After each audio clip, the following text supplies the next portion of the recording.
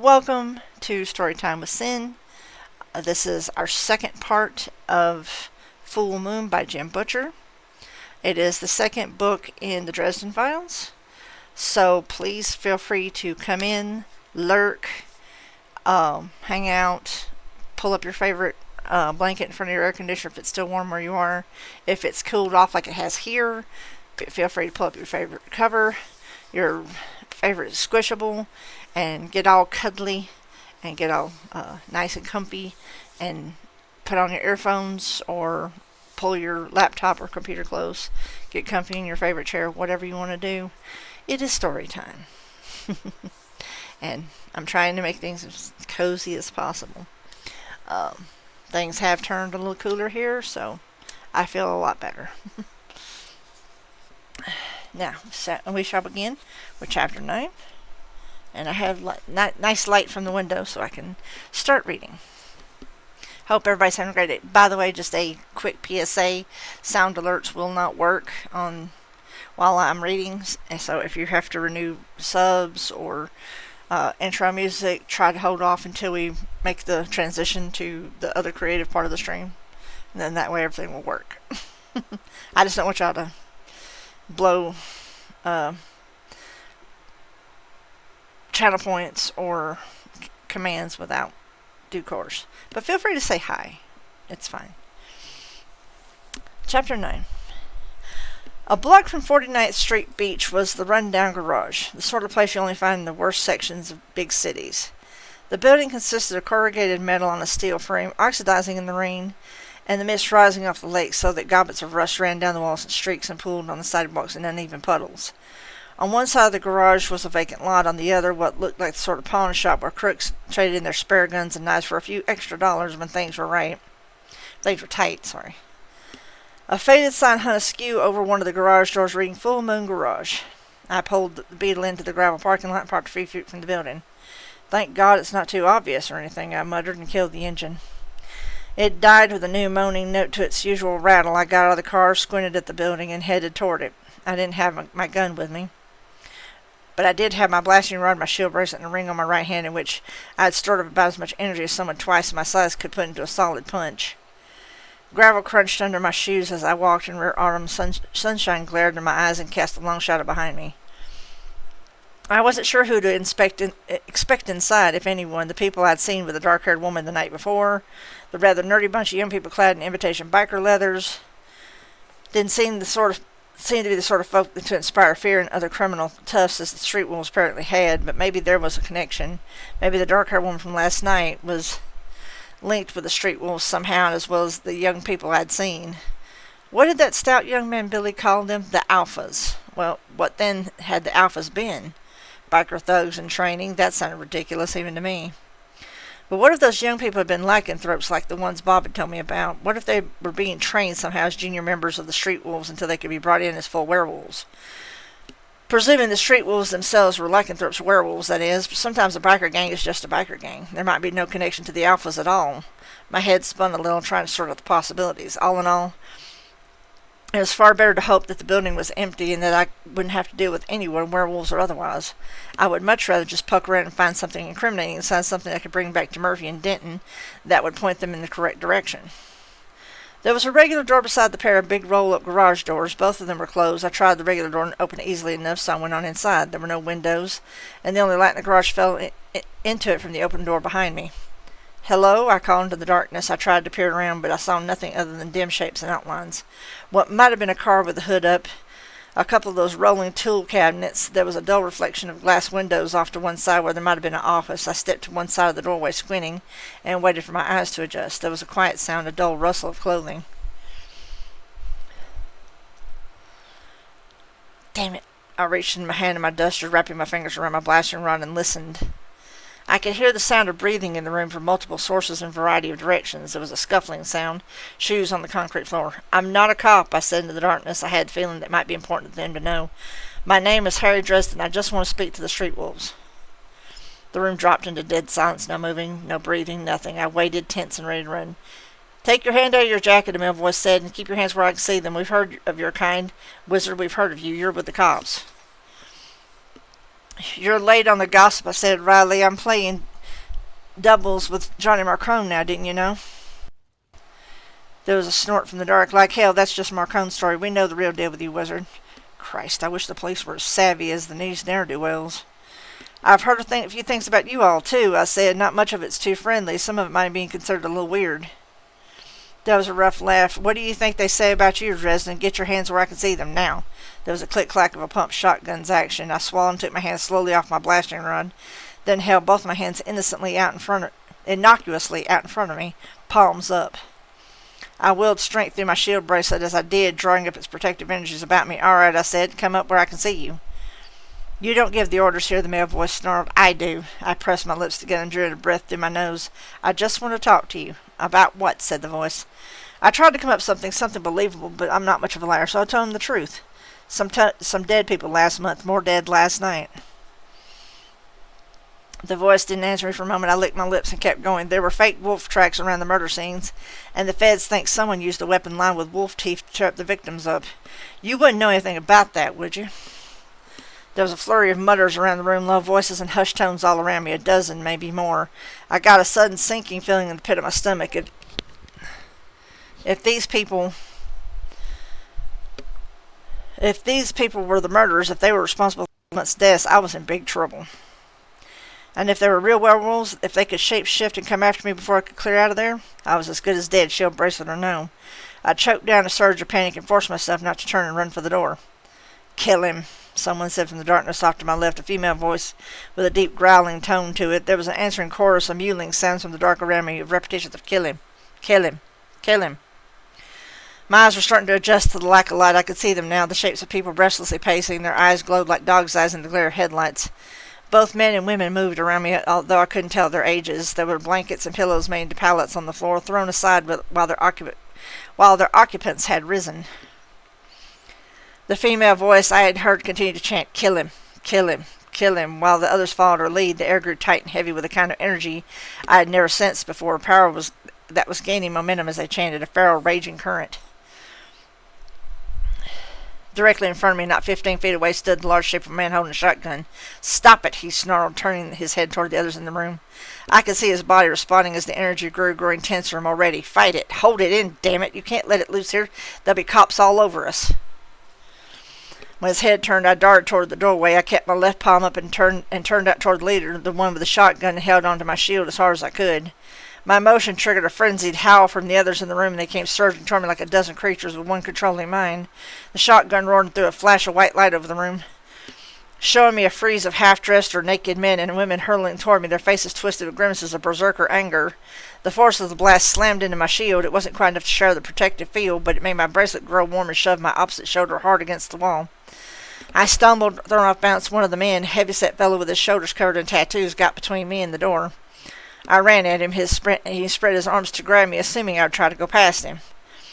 Instead, I drove my fist at his nose as hard as I could. I don't carry a lot of power on my own when I punch, but when I added the kinetic energy stored in the ring, my fist became a battering ram of bone and flesh, flattening the man's nose in a gout of blood and sending him sprawling to the ground 6 feet away. I was through the door in a flash and felt the sun's welcome heat on my back. I pelted toward the beetle, my long legs covering the ground quickly. Stop! Stop! The leader shouted, and I cast a glance over my shoulder to see him, an older man with greasy hair beginning to go gray. He planted his feet in the doorway, facing inside, holding the shotgun across his body and shoving at the people trying to get past him. I threw myself into the beetle and jammed the key into the ignition. The car wheezed and rattled but didn't start. Damn it! My hands were trembling, but I kept trying to get the car going, using every trick I knew to coax the engine to life while watching the door. The leader of the street wolves was still there, fighting to hold the frenzied group inside. They were screaming and howling, but he shoved them away, clubbed them down with the shotgun like wild dogs, the muscles in his shoulders and back straining. Parker, screamed one of them, the woman who had begun the killing chant. Let me through! He swatted her down with the butt of the shotgun without hesitation.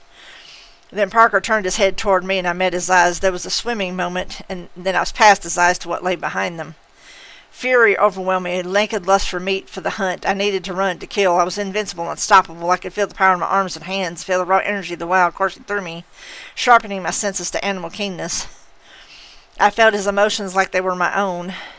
Fury beneath rigid control, the ocean beating at a tide wall. The fury was directed at me, Dresden, at the man who invaded his territory, challenged his authority, and driven his people out of control, endangering them.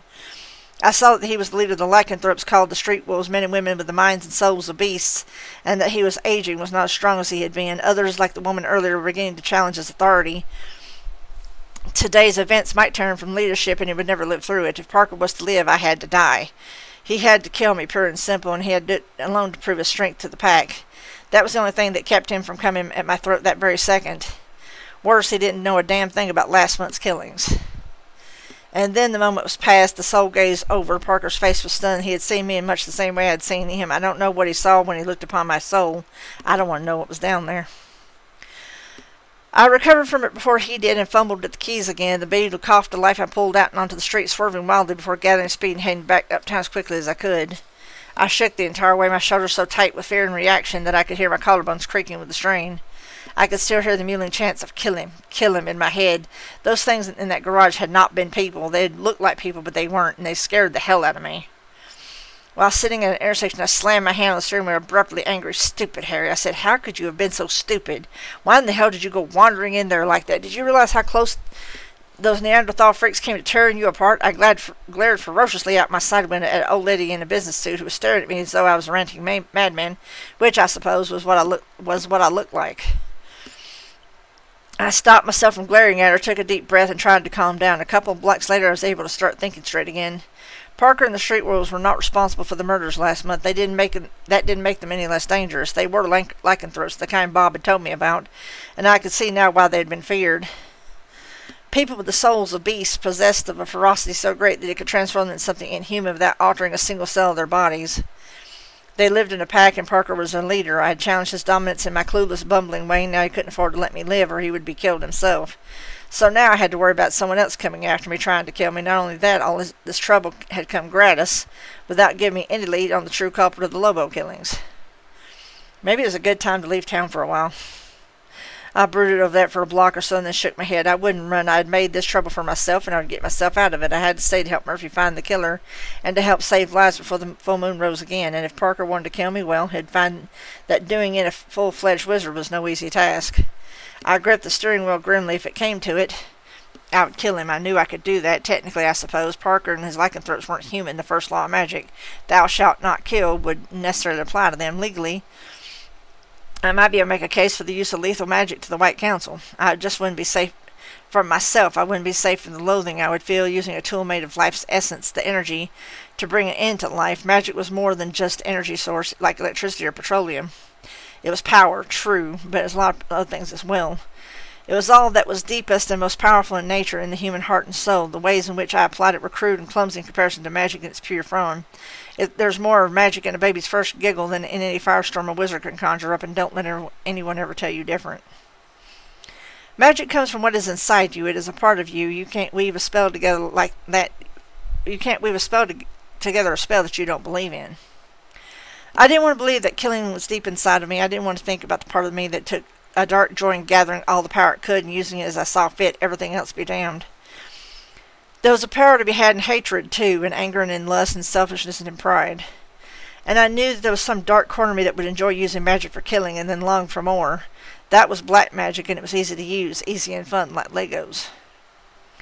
I parked the beetle in the lot of my office building and rubbed my eyes. I didn't want to kill anybody, but Parker and his gang might not give me any choice. I might have to do a lot of killing if I was going to live. I tried not to think too much about what sort of person it might be who survived. I'd burn that bridge when I came to it. I would go up to my office and hold business hours for the rest of the day. I would wait for Murphy to call me and give her any aid that I could. I'd keep my eyes and ears open in case Parker and his gang came after me. There wasn't much more I could do, and it was frustrating as hell. I went up to my office, unlocked it, and flipped on the lights. Gentleman Johnny Marcone was seated at my desk in a dark blue business suit, and his hulking bodyguard, Mr. Hendricks, was standing behind him. Marcone smiled at me, but it didn't touch the corner of his eyes. Ah, Mr. Dresden, good. We need to talk.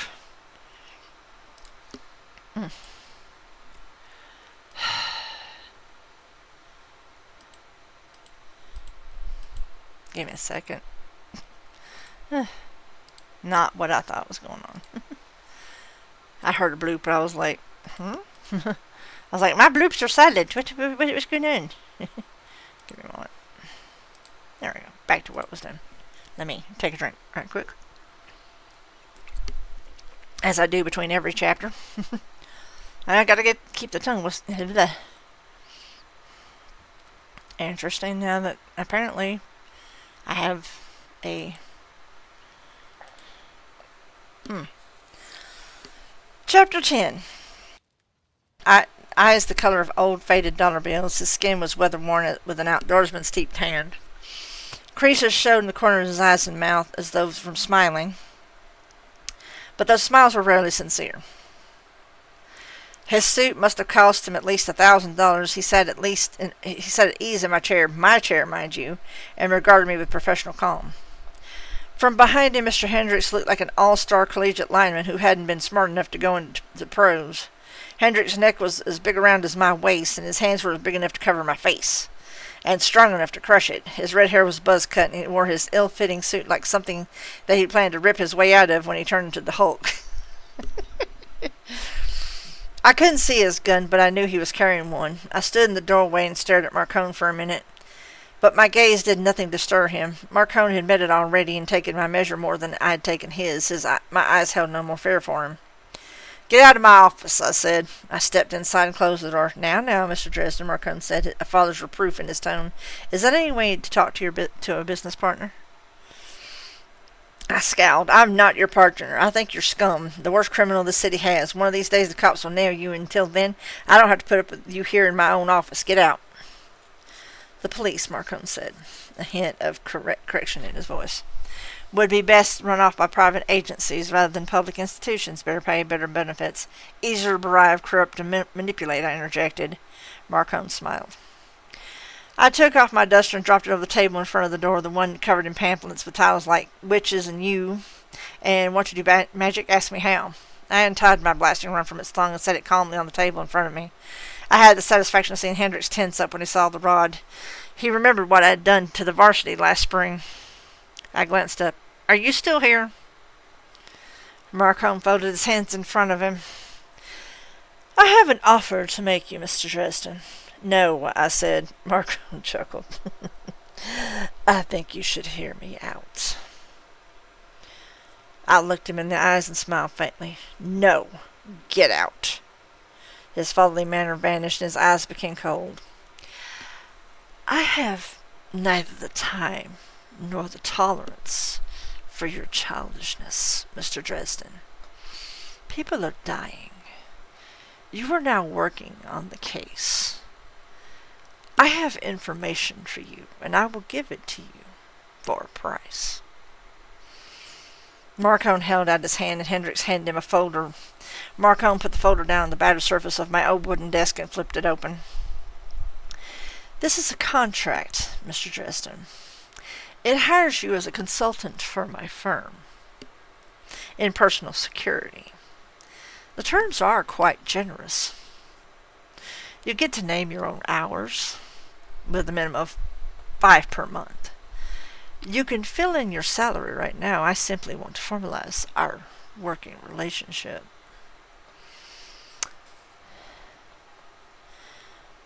I walked over to my desk. I saw Hendricks' weight shift as though he were about to jump over the desk at me, but I ignored him. I picked up the folder and looked over the contract.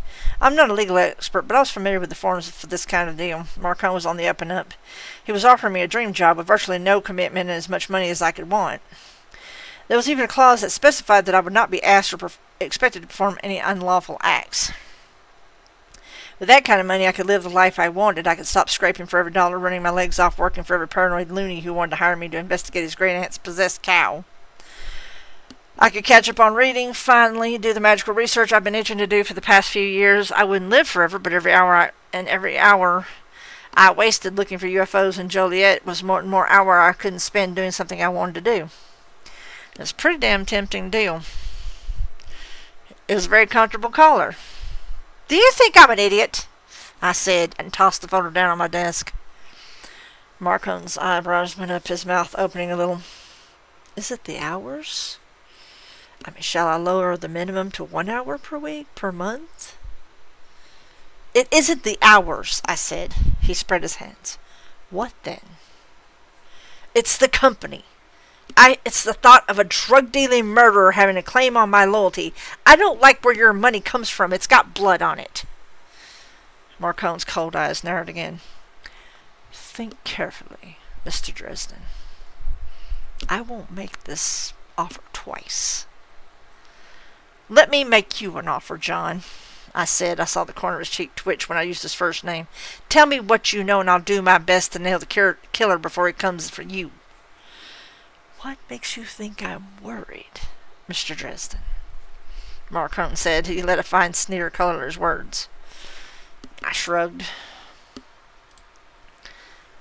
Your business partner's pet bodyguard get gutted last month. Spike gets torn to bits last night, and then you crawl out from under your rock to dangle information in my face to help me catch the killer and try to strong-arm me into becoming your bodyguard. I bent down and rested my elbows on the surface of the desk, then lowered my head until my eyes were a few inches from his. Worried, John? His face twitched again, and I could smell him lying. Of course not, Mr. Dresden. But you don't get where I have in life by being reckless. Just by being soulless, right? Marcone slammed his palms down the desktop and stood. I rose with him enough to stand over him and keep my eyes on his. I'm a man of business, Mr. Dresden. Would you prefer anarchy in the streets? Wars between rival crime lords? I bring order to that chaos. No, you just make the chaos more efficient and organized. I shot back. Stick whatever pretty words you want onto it. But it doesn't change the fact that you're a thug. A fucking animal that should be in a cage, nothing more. Marcone's normally passionless face went white. His jaw clenched over words of rage. I pressed him hard, my own anger spilling out with a passion gone out of control. I poured all of my recent frustration and fear into venomous words and hurled them at him like a handful of scrap metal. What's out there, John? What could it possibly be? Did you see Spike? Did you see how they tore his face off? Did you see the way they ripped his guts open? I did. I could smell what he had for dinner. Can you just imagine it happening to you next, John? Don't call me that. Marcone said, his voice so quiet and cold that it set my momentum back on its heels.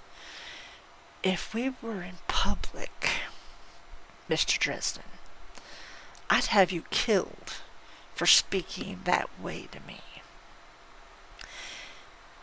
If we were in public, I told him, you would try. I drew myself up and glared down my nose at him, ignoring Hendricks's looming presence. Now, get the hell out of my office. Marcone straightened his jacket and tie. I presume, Mr. Dresden, that you are going to continue your investigation with the police department. Of course. Marcone walked around my desk, past me, and toward my door. Hendricks followed in his wake, huge and quiet. Then, in my own interests, I must accept your offer and aid the investigation however I might. Look up the name Harley McFinn. Ask about the Northwest Passage project. See where they lead you. He opened the door. Why should I believe you? I asked him. He looked back at me. You have seen the deepest reaches of my soul, Mr. Dresden. You know me in a way so profound and intimate that I cannot yet fathom its significance, just as I know you. You should know that I have every reason to help you, and that the information is good. He smiled again, wintry. Just as you should know that it was unwise to make an enemy of me. It need not have been that way.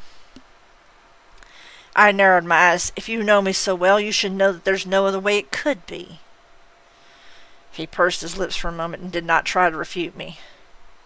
Pity, he said. A true pity. And then he left. Hendricks gave me a pig-eyed little glare, and he was gone too. The door shut behind them. I let out a long, shaking breath and slumped against my desk. I covered my face with my hands, noticing as I did they were shaking too. I hadn't realized the depths of disgust in me for Marcone and what he'd stood for. I hadn't realized how much it sickened me to have my name associated with his. I hadn't realized how much I wanted to launch myself at the man and smash him in the nose with my fists. I stayed that way for a few minutes, letting my heart beat hard, catching my breath. Marcone could have killed me. He could have had Hendricks tear me apart or put a bullet in me right there. But he hadn't. That wasn't Marcone's way. He couldn't eliminate me now, not after working so hard to spread the word throughout the underworld that he and I had some sort of alliance. He would have to be more direct, more subtle. Having Hendricks scatter my brains out on the floor wasn't the way to do it.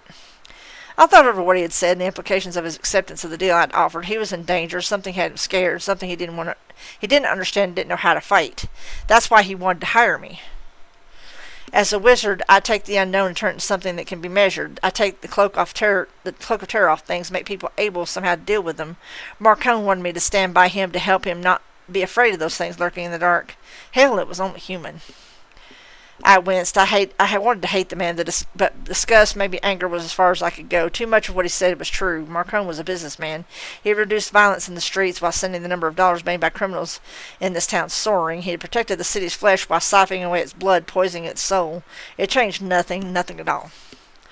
But to know that the man I knew, the tiger-souled predator, the businessman killer, to know that he was frightened of what I was about to go up against, that scared the hell out of me and added an element of intimidation to the work that I was doing that hadn't been present before. It didn't change anything either. It was all right to be afraid. You just don't let it stop you from doing your job. I sat down on the desk, forced thoughts of blood and fangs and agonizing death from my mind, and started looking for the name Harley McFinn and the Northwest Passage Project. I know I have 2 snoozes, but I'm actually going to let this ad break run while I take a quick drink break and pause for the next chapter. And somehow Marcone became Raymond Reddington all of a sudden. I don't know why. I think it's because I've been listening to that guy do the imitations, but for some reason it seemed to fit right. And I hope that it wasn't a terrible impression, but I don't know, for some reason in the back of my mind I was either going to go with I didn't want to go with the stereotypical mobster mentality, because Marcone's way beyond that.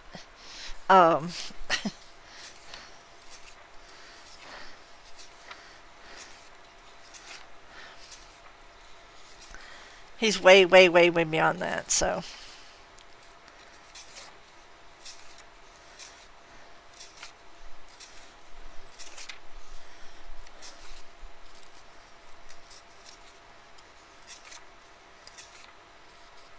I'm actually, when this kicks in, I'm actually bookmarking to 19. We're already on chapter 11 already, so. But I noticed that apparently there's now listening for chatbots, and I'm wondering if there's actually an actual command for chatbots now, or title designation.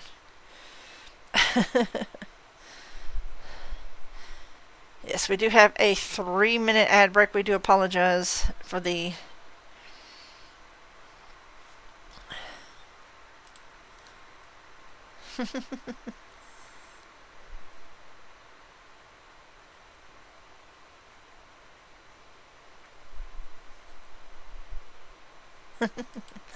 I love the flavor text from Simon. It's nice to see Simon back in the chat again. But we do have a 2-minute ad break, 2-minute and a half ad break.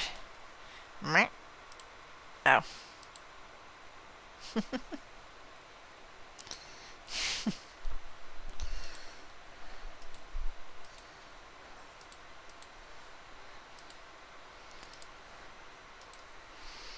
But I hope you guys are enjoying the story. And like I said, that's why there's the ambiance of the crackling and what have you. I'm going for another 8 chapters or 2 hours, whichever comes first. I might go a little longer than that, depending. But I hope everybody's having a good Friday. It is, well, it was overcast. It's got a little more sunshine now.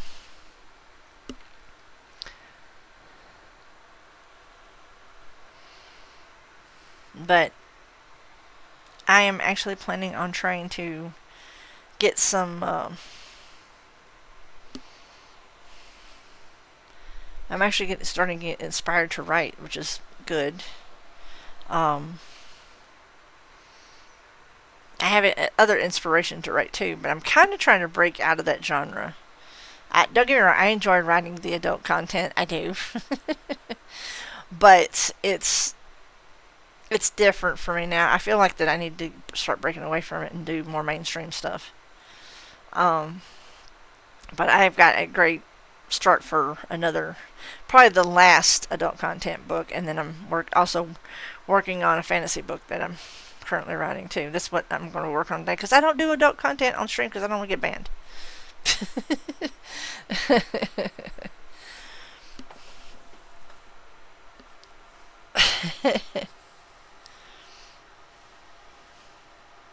Oh, okay. I'm reading a little ahead. Now I know where I'm going to have to go with this next bit. Now, I do apologize, but I'm trying to add some more flavor than just flat reading. So, I mean, what good is reading when you're not actually getting into it, right? You know. Speaking of, I do need to dust off my tablet and start reading at night and doom scrolling in the mornings. I need to break the bad habits. Alright, we're back from the ad break. We do appreciate your patience. And we're going with chapter 11.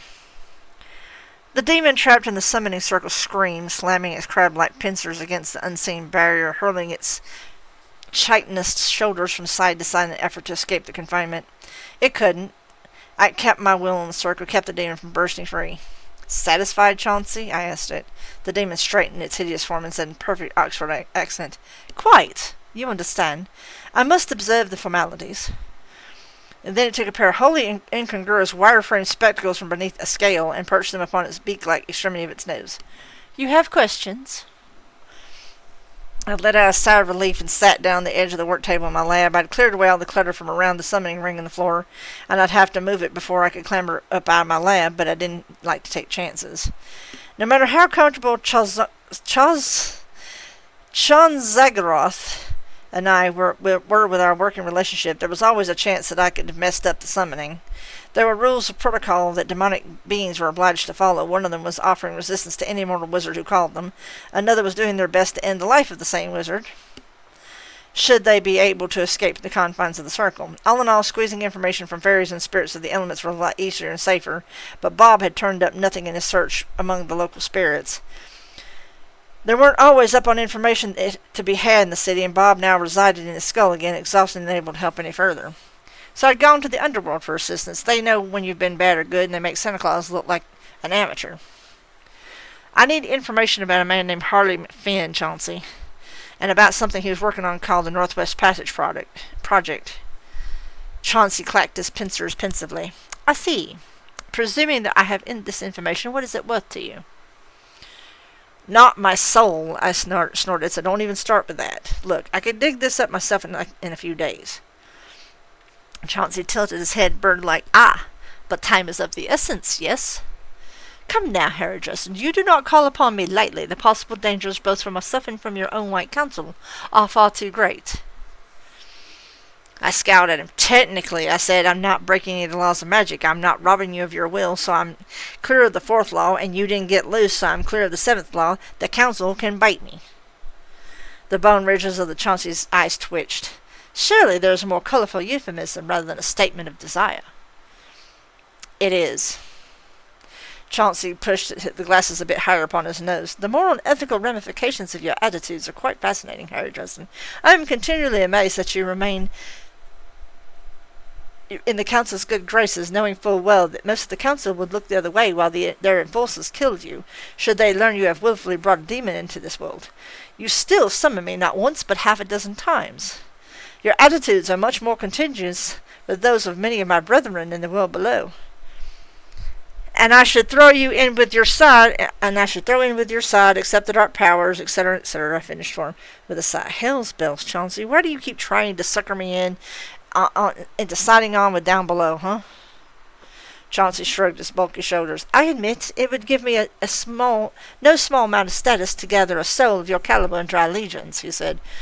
Additionally, it would free me from the onerous duties which make even these excruciating visits to your world seem pleasant by comparison. Well, you aren't getting my soul today, I told him, so make me a counter-offer, we can call a close to the negotiations, and I can send you back. The demon shuddered. Yes, very well. Let us not be hasty, Harry Dresden. I have the information you need. Additionally, I have more information of which you are not aware, and which would be of great interest to you, and which I judge, additionally, may help preserve your life and lives of others. Given the situation, I do not think the price I will ask inappropriate. I wish another of your names. I frowned. The demon had 2 of my names already. If he gained my whole name from my own lips, he could use it in any number of magical applications against me. That didn't particularly disturb me. Demons and their ilk had great difficulty in reaching out from the never-never, the spirit world beyond the physical one we inhabited with sorcery. But Chan Zagoroth was a popular source of information among wizards who went to the underworld in need of it. What bothered me was the possibility that one of them would get it. Chauncey was correct. There were a lot of people on the White Council who would be happy to see me dead. If one of them got my name, there was a chance that they could use it against me, either to kill me or magically force me to do something that would openly violate one of the 7 laws and have me brought to trial and killed. On the other hand, Chauncey never lied to me. If he said he had information that could save people's lives, he had it, and that's all there was to it. Hell, he might even know who the killer was, though a demon's grasp of individual human identity was somewhat shaky. I decided to gamble. Done, I said. All pertinent information on the subject of my inquiry in exchange for another of my names. Chauncey nodded once. Agreed. All right, I said. Let's have the information on McFinn and the Northwest Passage Project. Very well, Chauncey said. Harley McFinn is an heir to a considerable fortune made in coal mining and railroads at the turn of the 20th century. He is one of the 10 richest men in the country known as the United States. He served during the police action in Vietnam, and when he returned to this country, he began divesting himself of business interests, merely accruing capital.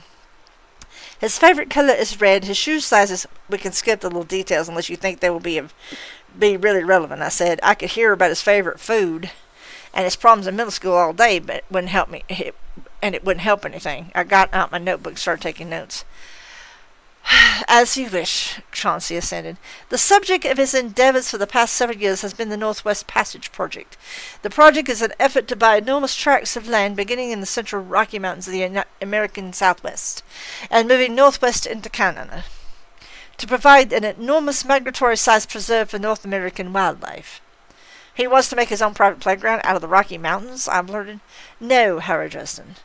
He wishes to acquire the lands that are not already owned by the government, then donate them, provided the government guarantees that they will be used as a part of the Northwest Passage Project. He has considerable backing from environmentalist groups throughout the country and support your capital as well, provided he can get the land. Wow, I said, impressed. You said he has a lot of support. Who wants to stop him? Industrial interests still looking to expand into the Northwest, Chauncey said. Let me guess. James Harding III was one of them, I said, already writing it down. How did you know? Chauncey asked. He was killed by a werewolf last night along with his bodyguard. Several other people died as well. Chauncey beamed. You are a clever man, Harry Dresden. Yes, James Douglas Harding III was exceptionally interested in blocking McFinn's efforts to acquire property. He came to Chicago to have negotiations with McFinn and died before they were complete. I closed my eyes for a minute thinking, okay, Hardy comes to town to talk to McFinn. Hardy's in cahoots with Marcone, so maybe Marcone is hosting the talks. Harding and his bodyguard get it all up by a werewolf, so McFinn is the werewolf in question? Chauncey smiled, rather intimidating expression. McFinn is a member of an ancient family line from an island known as Ireland. His family has a notable history. Sometime in the murky past, legend would have it the man known as St. Patrick cursed his ancestor to becoming a ravening beast at every full moon. The curse came with 2 addenda. First, that it would be hereditary, passing down to someone new each and every generation, and second, that the cursed line of the family would never ever die out, lasting until the end of days. I wrote that down as well. A Catholic saint did that? Chauncey made a sound of distaste. I'm not responsible for the sort of people the other side employs, wizard, or the tactics they use. Concerning the source, I'll note it as a biased opinion. Your folk have done thousands of times worse, I said.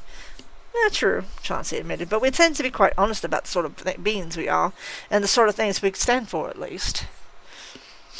I snorted. All right, this is making a lot more sense now. McFinn's a Loop Guru, one of the legendary monsters. He's trying to do some good in his spare time. make the big part for all the furry critters, but Harding puts himself in the way. McFinn goes on a killing spree and wipes him out. I frowned, except that Harding was the last person to be murdered last month. You would have thought that if McFinn was going to lose it, Harding would be the first to go. I peered at Chauncey. Is McFinn the murderer? McFinn is a murderer, Chauncey said, but among humankind, he is one of many and not the most monstrous. Is he the one who killed Marcone's bodyguard or the other people last month? My information on that point is inconclusive, Harry Dresden, Chauncey said, his black eyes gleamed. Perhaps for the price of another name I could inquire of my brethren and give you a more precise answer.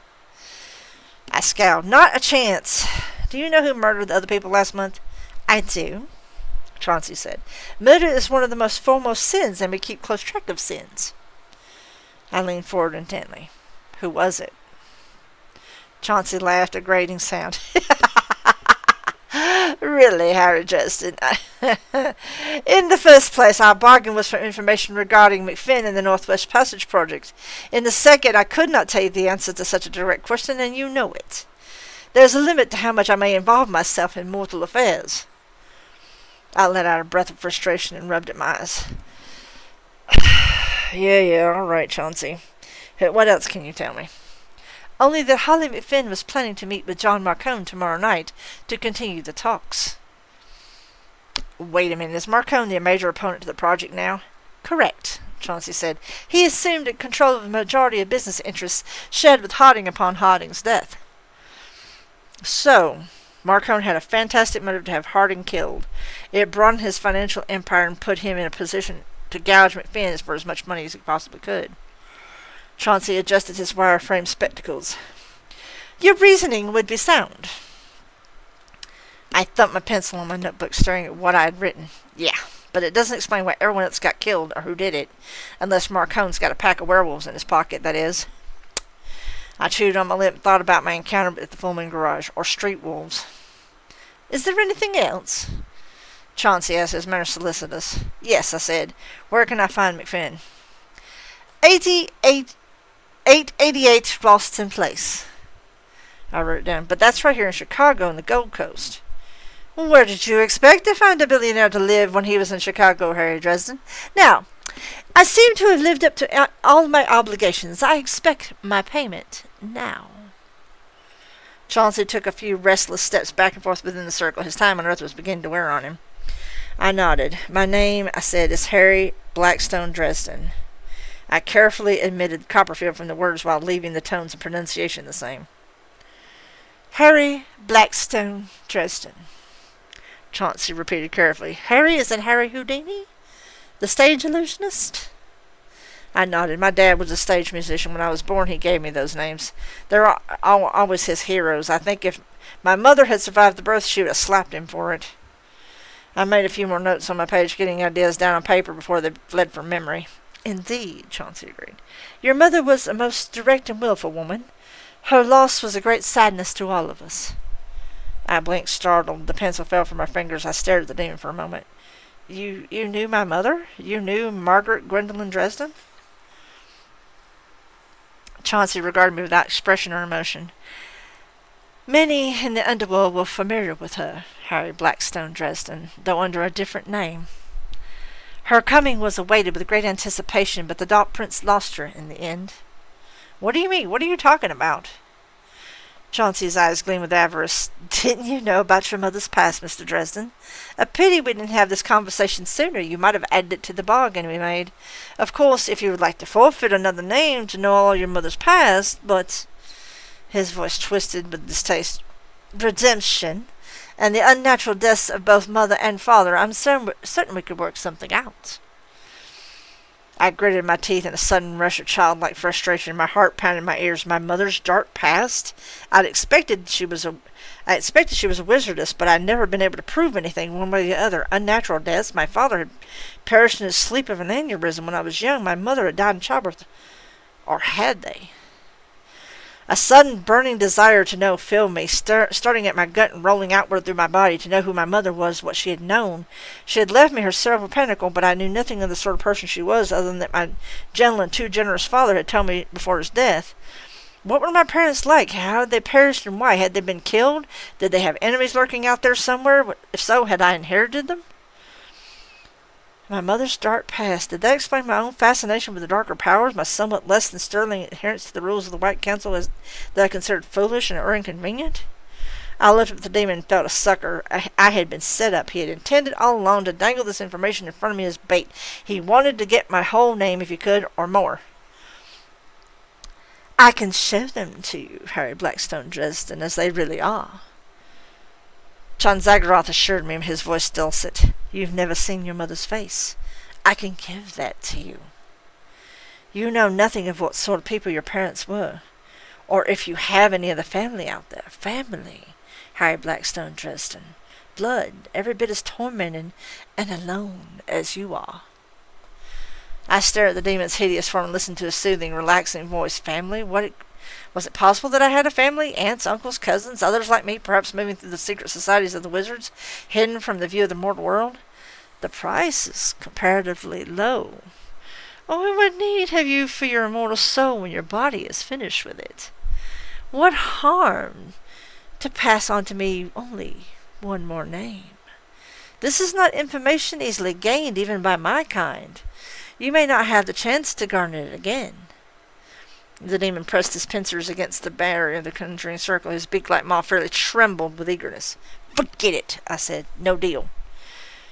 John Zagoroth's jaw dropped open. But Harry Blackstone Dresden, he began. I didn't realize I was shouting until I saw him flinch. I said forget it! You think I'm some kind of simp for you to sucker in, Darkspawn? Take what you have gained and go, and feel lucky that I do not send you home with your bones torn from your body or your beak ground into dust. John Zagoroth's eyes flashed with rage, and he hurled himself against the barrier again, howling with bloodlust and fury.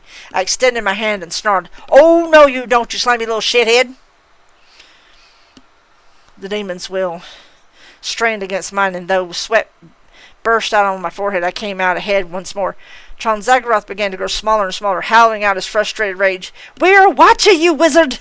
He screamed. You walk through shadows, and one night you will slip and fall, and when you do, we will be there. We will be waiting to bring you down to us. You will be ours in the end. He went on like that till he shrank to the size of a pinpoint and vanished with a little imploding sound. I let my hand drop and lowered my head, breathing hard. I was shaking all over, not only from the cold of my laboratory, but I had badly misjudged John Zagoroth, thought him somewhat reliable, if dangerous, source of information, willing to do reasonable business, but the rage, the fury, the frustrated malice that had been in his final offer, those last words had shown his true colors. He had lied to me, deceived me about his true nature, played me along like a sucker, and then tried to use that to try to set the hook hard. I felt like such an idiot. The phone began to ring upstairs, and I stirred into sudden motion, shoving stacks of things out of my way, pushing past them, over them to reach the stepladder stairs and led up to my apartment. I hurried up them, my notebook in one hand, and caught the phone on its fifth ring. My apartment was dark. Night had fallen while I had been interviewing the demon. Dresden, I said, puffing. Harry, Murphy said, her voice sweet. We've got another one. Son of a bitch, I said. I'm coming. Give me the address. I set down the notebook and had my pencil ready to write. Murphy's tone was numb. 888 Ralston Place up at the Gold Coast. I froze, staring at the address I'd written down on the notebook, the address the demon had given me.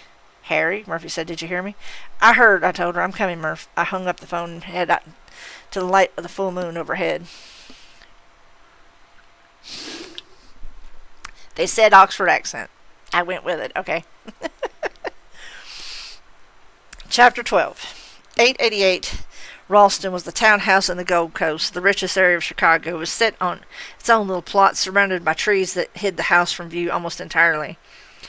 High hedges worked around the house in a small garden, and to the concealment as I drove up to the White Pebble Drive and parked the Beetle at the rear of a small fleet of police cars and emergency vehicles. The strobing blue lights are almost comforting by now. I've seen them so many times that it felt in an unsettling way like homecoming. Murphy had called me in early. I didn't see the forensics van yet, and only now were officers putting up yellow tape around the property. I got out of my car, dressed in my jeans, button-down shirt, and boots again, my old black duster flapping around my calves. The wind had brisk cold. The moon was riding high overhead, barely visible through the city's haze of pollution. A chill ran down my neck, and I stopped, looking at the rows and rows of elegantly illuminated hedge sculptures, flower beds, and rows of shrubbery around me. I was abruptly certain that someone was out in the darkness. I could feel eyes on me. I stared out at the night, sweeping my gaze slowly around. I could see nothing, but I would have bet money that there was someone out there. After a moment, the sense of being watched faded, and I shivered. I shoved my hands into my pockets and walked quickly toward the townhouse. "Dresden," someone called, and I looked up to see Carmichael coming down the front stairs of the townhouse toward me.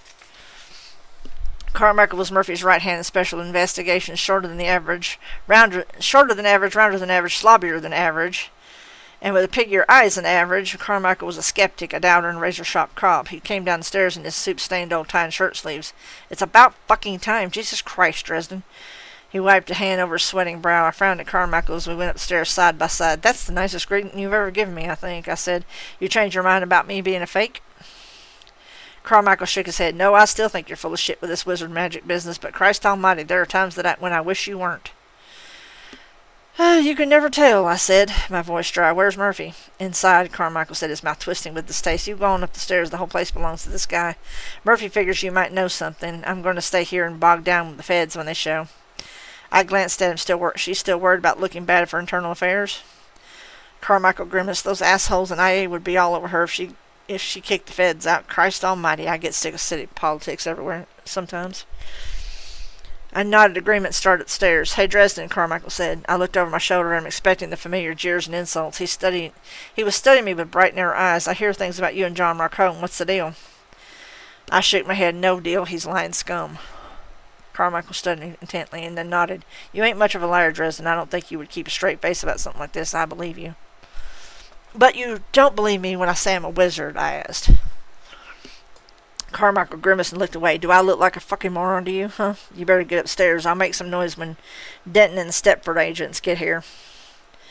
I turned to go and saw Murphy standing at the head of the stairs in a crisp gray business jacket and slacks with sensible low heels and jewelry the color of steel. Her earrings seemed to be a little more than bright beads of silver in her ears, which I never really noticed when she had worn her golden hair long. Murphy's earlobes were cute. She'd kill me just for thinking it. "About time, Dresden. Get up here." Her voice was hard. Angry, she vanished from the top of the stairway, and I took the rest of the stairs two at a time to catch up with her.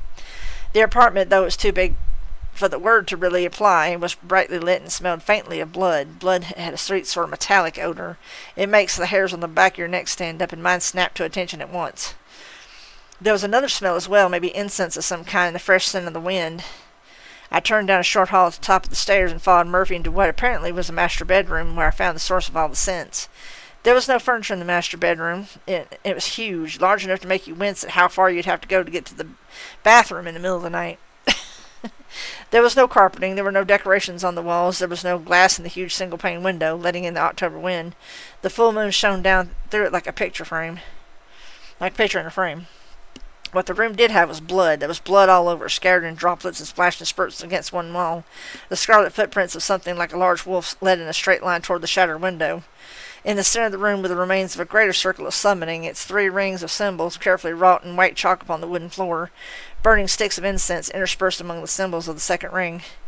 What was left of Kim Delaney lay naked and supine on the blood-stained floor a few feet from the circle. The expression of shock and surprise on her face wouldn't change until rigor set in. Her dark, once glittering eyes stared up at the ceiling, and her lips were parted as though in the middle of an apology. A large wheel section of flesh beneath her chin was missing, and with it Kim's larynx and trachea.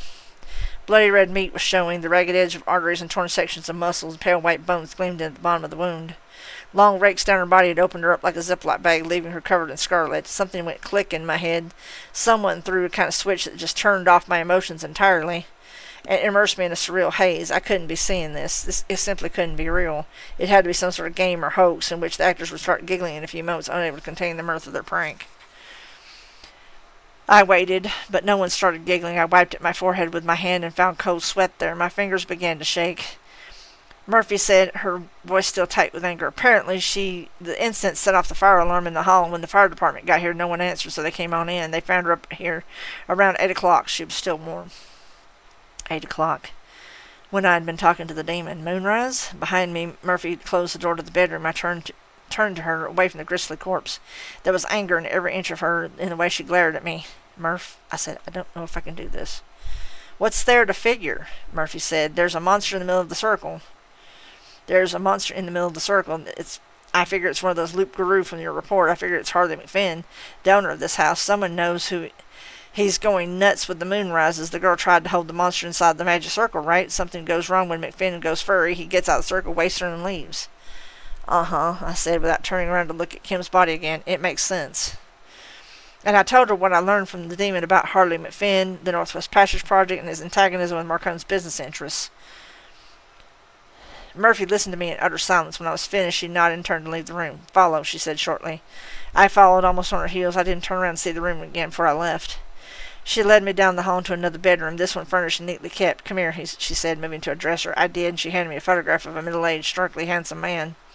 His skin deeply tanned, the bones of his face gaunt and sharp. He was smiling. Beside him in the picture was the amber-eyed woman from the department store where I had run across the Alphas. She was also smiling. Her teeth were very white, very even, and her dark skin and silver-peppered hair went well with the man beside her. I chewed on my lip for a second, trying to think. That's Harley McFinn, Murphy said. Matches the picture on his driver's license. I didn't turn up any ID on the woman next to him, though. She studied my face critically. She matches the description of the woman you said you saw in the department store, though. The one who followed us back from the scene in Rosemont. Is that her? I nodded. Yeah, that's her. Murphy nodded, took the picture from me, and set it back on the dresser. Follow, she said again, and walked out. I stared after her. What was wrong with Murphy? Had the scene unsettled her so much? I shook my head, still stunned from what I had seen, from too many facts coming together all at once, slam bang in my brain. Murph, wait, I said, stop a minute. What's going on? She didn't answer me. She just shot me a glare over her shoulder and continued walking. I hurried to catch up with her. We went down to what looked like a servant's narrow spiral staircase down to the basement. She led me to the back of the storage room, pushed open a heavy steel door that opened onto a small dark chamber, all of concrete, with no other exits. In the center of the chamber was another three-ring summoning circle, but this one's symbols had been made from silver and set into the concrete of the floor. Short bars of what looked like a mixture of silver and obsidian were interspersed around the second circle, creating what would, if the circle was functional, be a very formidable barrier. But the symbols had been marred, torn, broken. Several from the critical inner ring had been pried up from the floor and were simply missing. Some of the bars had been broken. The circle, as it was non-functional and worthless, but whole. It would have served to contain Harley McFinn when he shifted into his beast form. The room was a prison he had created for himself, something to contain the fury of the beast inside of him. But someone had intentionally marred the circle and made the prison useless. And I had abruptly understood Kim Delaney's request. She had to have known Harley McFinn, maybe through her environmental activism. She must have learned of his curse and wanted to help him. When he had refused to help her, she attempted to recreate the greater summoning circle upstairs in the bedroom, to hold in McFinn once the moon rose. As I had warned her what happened, she had failed. She had not had the knowledge necessary to understand how such a construct would function, and consequently she hadn't been able to make it work. McFinn had killed her. Kim was dead because I had refused to share my knowledge with her, because I hadn't given her any help. I had been so secure in my knowledge and wisdom, withholding such secrets from her had been the action of a concerned and reasoned adult speaking to an overeager child. I couldn't believe my own arrogance, the utter confidence with which I had condemned her to death. I started to shake harder, too many things pressing against my head, my heart. I could feel the pressure somewhere inside of me, that switch on the inside of my head quivering, getting ready to flick back beneath a tide of raging anger, fury, regret, and self-hatred. I took deep breaths and closed my eyes, trying not to let it happen. I opened my eyes to look up at Murphy. God, I needed to talk to her. I needed a friend. I needed someone to listen, to tell me it would be all right, whether it was the truth or not. I needed someone to let me unload on them, to keep me from flying apart. She regarded me cold, angry eyes. Karen, I whispered. She drew from her pocket a crumpled piece of paper. She unfolded and held it up to me so I could see Kim Delaney's graceful handwriting, the sketch of the summoning circle that she had brought to me at McNally's. The sketch I'd refused to tell Kim about. The sketch I'd crumpled into a little ball and tossed on the floor, which Murphy had picked up, absently just to get trash out of people's way. Excuse me. Excuse me. Don't you hate when your own spit makes you cough? And I realized why there was so much anger in Murphy's eyes. I stared at the sketch. Karen, I began. Stars above, you've got to listen to me. I took the sketch from her hands, my fingers trembling. Harry, she said in a calm tone, you lying bastard. And on the word she drove her fist into my stomach hard, doubling me over. The motion put my head within easy reach, and her fist took me across the jaw and a right cross that sent me to the floor like a lump of wet pasta, stars dancing in my vision. I was only dimly aware of her taking the sketch back from me. She twisted my arms painfully behind my back and snapped her handcuffs around my wrist. You promised me, she said, her voice fierce. You promised. No secrets. You lied to me all along. You played me like a sucker the entire while. God damn it, Dresden, you're involved in this, and people are dying. Murph, I mumbled, wait. She grabbed my hair and jerked my head back and slammed me across the jaw again, near berserk anger lending her strength. My head swam and blackness closed over my vision for several seconds. No more talking, no more lies, I heard her say, and she dragged me to my feet, shoved my face and chest against the wall, and began searching me for weapons. No more people torn up like meat on a block. You have the right to remain silent. Anything you say can and will be used against you in a court of law.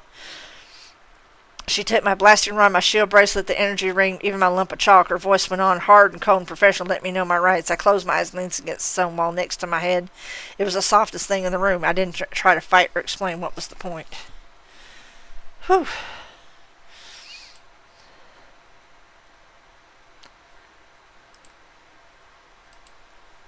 Chapter 13. Walking downstairs with your hands fastened behind your back is more difficult than you would think. You depend on your arms for balance, whether you realize it or not. With my hands cuffed at the small of my back and Murphy walking me up the narrow servants' staircase, and then down the front stairs of McFinn's building in front of a gaggle of staring police officers, my balance was gone. As we came down, I could hear arguing voices. You want to get in my face about this? Carmichael demanded. Look, I'm doing my job. My boss said no one was to go up, so no one goes up. Do I need to use shorter words or what? I looked up to see Denton towering over Carmichael, the veins in his forehead a throb. His three associates spread out in a fan behind him. You're interfering with a duly appointed officer executing his duties, Denton snarled. Get out of my way, Detective Carmichael, or do you want to get added to the internal affairs to-do list along with your boss? It's all right, Ron, Murphy said. I'm done with my business up there anyway.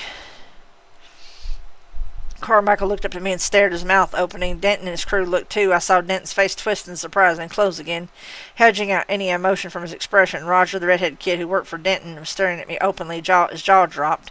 Ben, the woman who had attacked Murphy last night, regarded me with an almost bored expression, and Wilson, the overweight woman, let out a satisfied snort. Lieutenant, Carmichael said, you sure about this? He was arguing with the most recently deceased last night. I can connect him with at least one resident of the house, as well as some of the decorations there. I'm taking him for obstructing and conspiracy to commit murder. Put him in the car, Carmichael, and then I can get your ass upstairs. Murphy gave me a sharp push toward Carmichael, and I stumbled. Carmichael caught me. So let's go, Denton, Murphy said, and turned and stalked away. Denton gave me the expressionless glance and stepped after Murphy, beckoning his companions to follow. Carmichael shook his head and walked me to one of the police cars. Fuck, Dresden, here I was getting ready to throw in on your side. Guess I'm just a sucker for the underdog. Carmichael unlocked the back of the car and put his hand on the back of my head as I bent down to get into it. Watch your head, Christ. What happened to your jaw? I sat down in the back of the car and looked straight ahead. I didn't answer him. Carmichael stared at me for a while and then shook his head. We'll have someone drive you downtown as soon as the scene is secure. You can get in touch with your lawyer then. I kept my eyes forward and still didn't answer him. Carmichael studied me some more and stood and shut me into the car. I closed my eyes.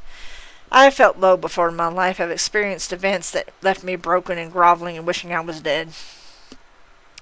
That was pretty much how I felt now, too. It wasn't that I hadn't found the killer. I'd been beaten before, taken a blow on the chin, and came out fighting in the next round. I can roll with the punches as well as anyone, but I hated feeling that I had betrayed a friend.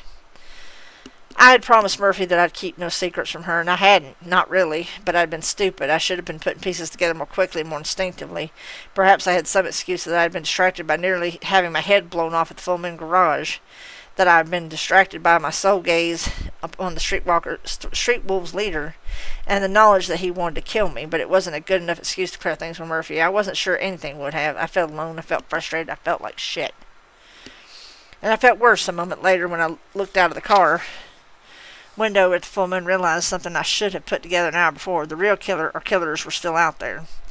McFinn couldn't have been responsible for all of the deaths the previous month. Two of the murders had occurred on the nights before and after the full moon. If McFinn's curse was indeed to become a ravening beast during the full moon, he could not have murdered either of last month's victims or Spike at the varsity last night.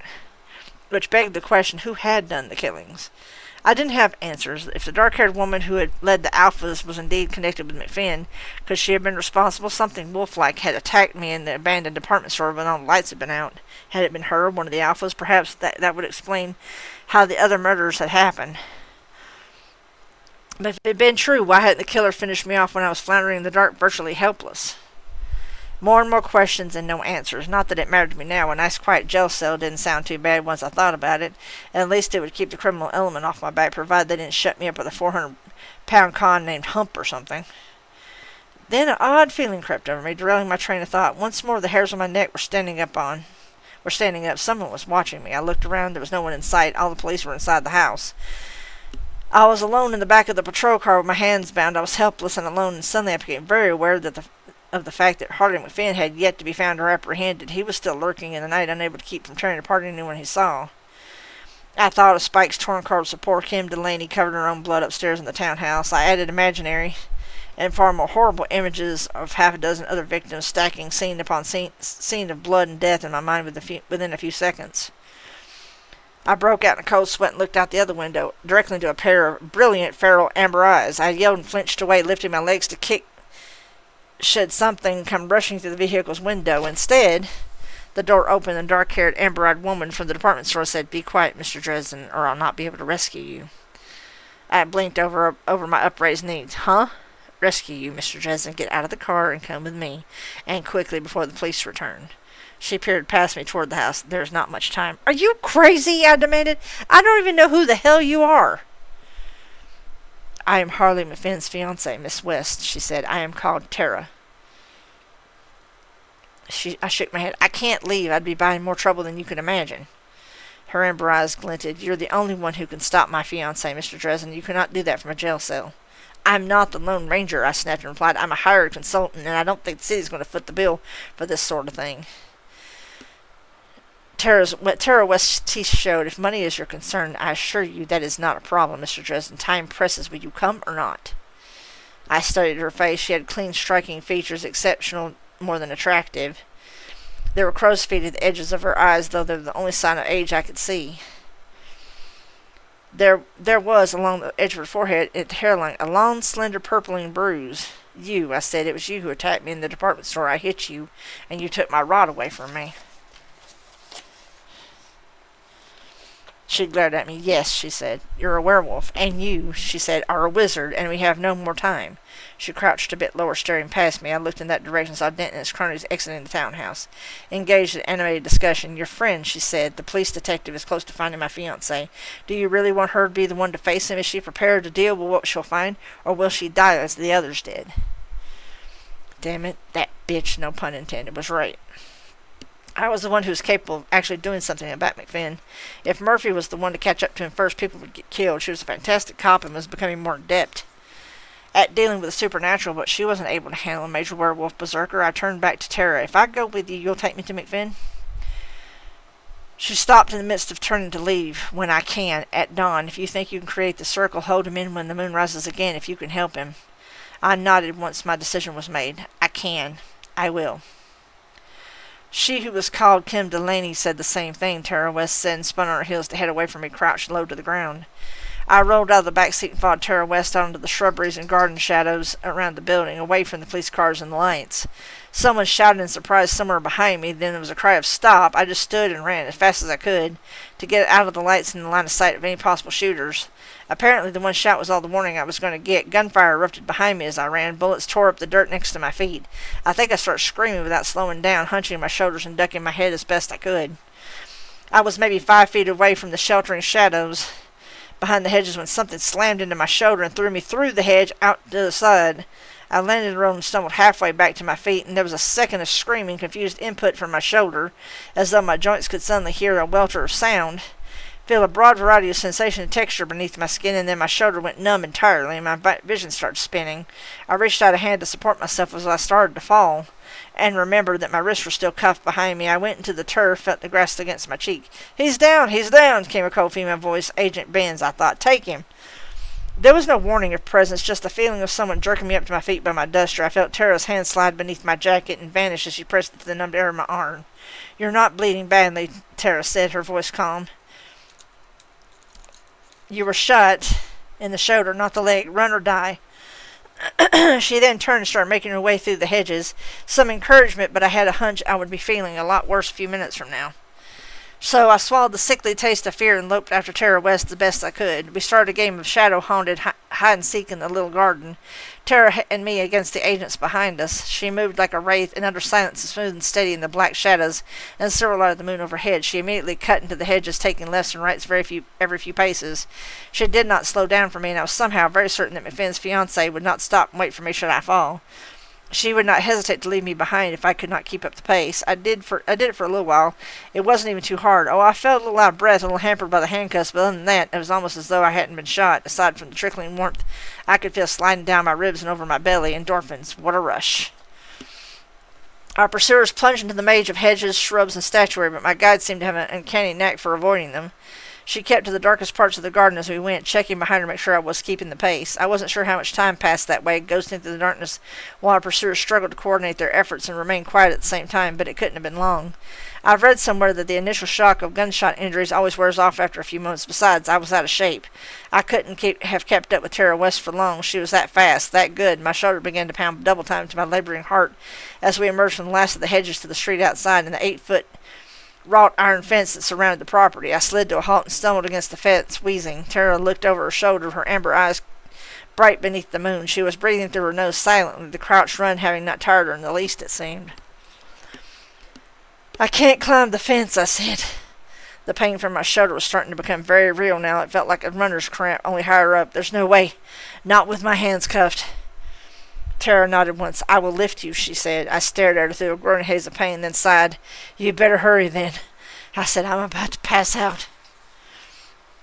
She took the words in stride and said, "Lean against the fence. Keep your body stiff." Then she seized my ankles. I did my best to follow her directions, and she heaved, straining with effort. For a second, nothing happened, and then she started very slowly to move me up, my good shoulder against the fence. She kept pressing my ankles higher until I bent forward at the waist, scrabbled with my legs for a second, and then tumbled gracelessly to the ground on the far side of the fence. I hit the ground, and as I did, a nuclear weapon went off in my shoulder. White fire, blinding heat. I sucked in a breath and tried not to scream, but some sound must have escaped. There was a shout from somewhere behind me, and the sound of voices converging on our position.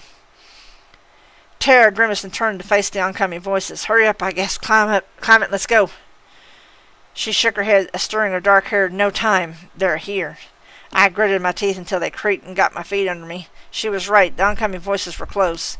Someone, Ben again, I thought, shouted out orders not to move. If Tara tried to climb the fence now, she'd be a perfect target at the top.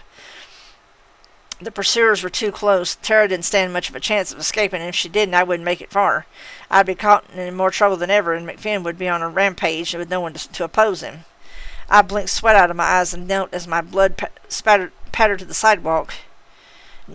Little curls of steam came up where it hit the cold concrete. I took a breath and drew in every bit of will I could summon, drew in the pain and fear and sick frustration and shoved it all into a little hard ball of energy. "Ventus Veloce," I murmured. "Ubrium, Ubrium."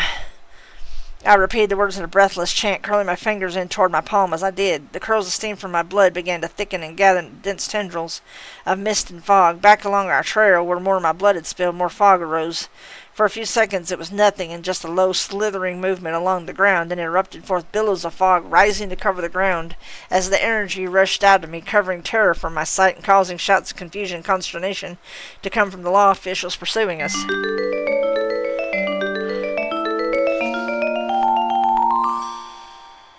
Thorn the Goblin just subscribed with Prime. Yeah, almost 4 years of subs. Thank you for that resub, Thorn.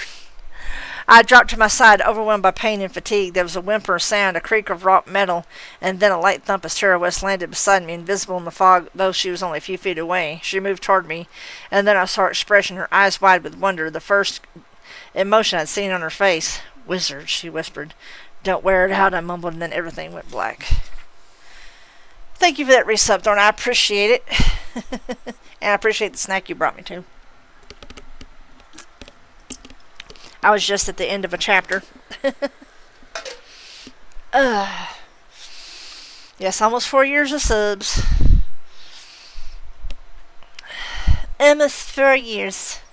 Even though it's been 5 since I started streaming. I gotta take a drink.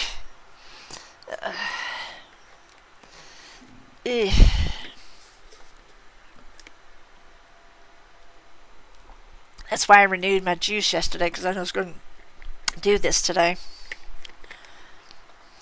I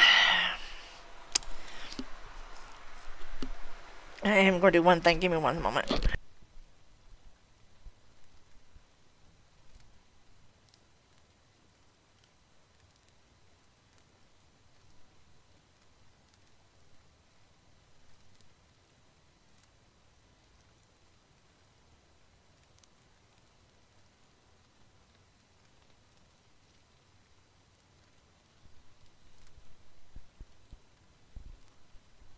Just had to do a quick eyeball check.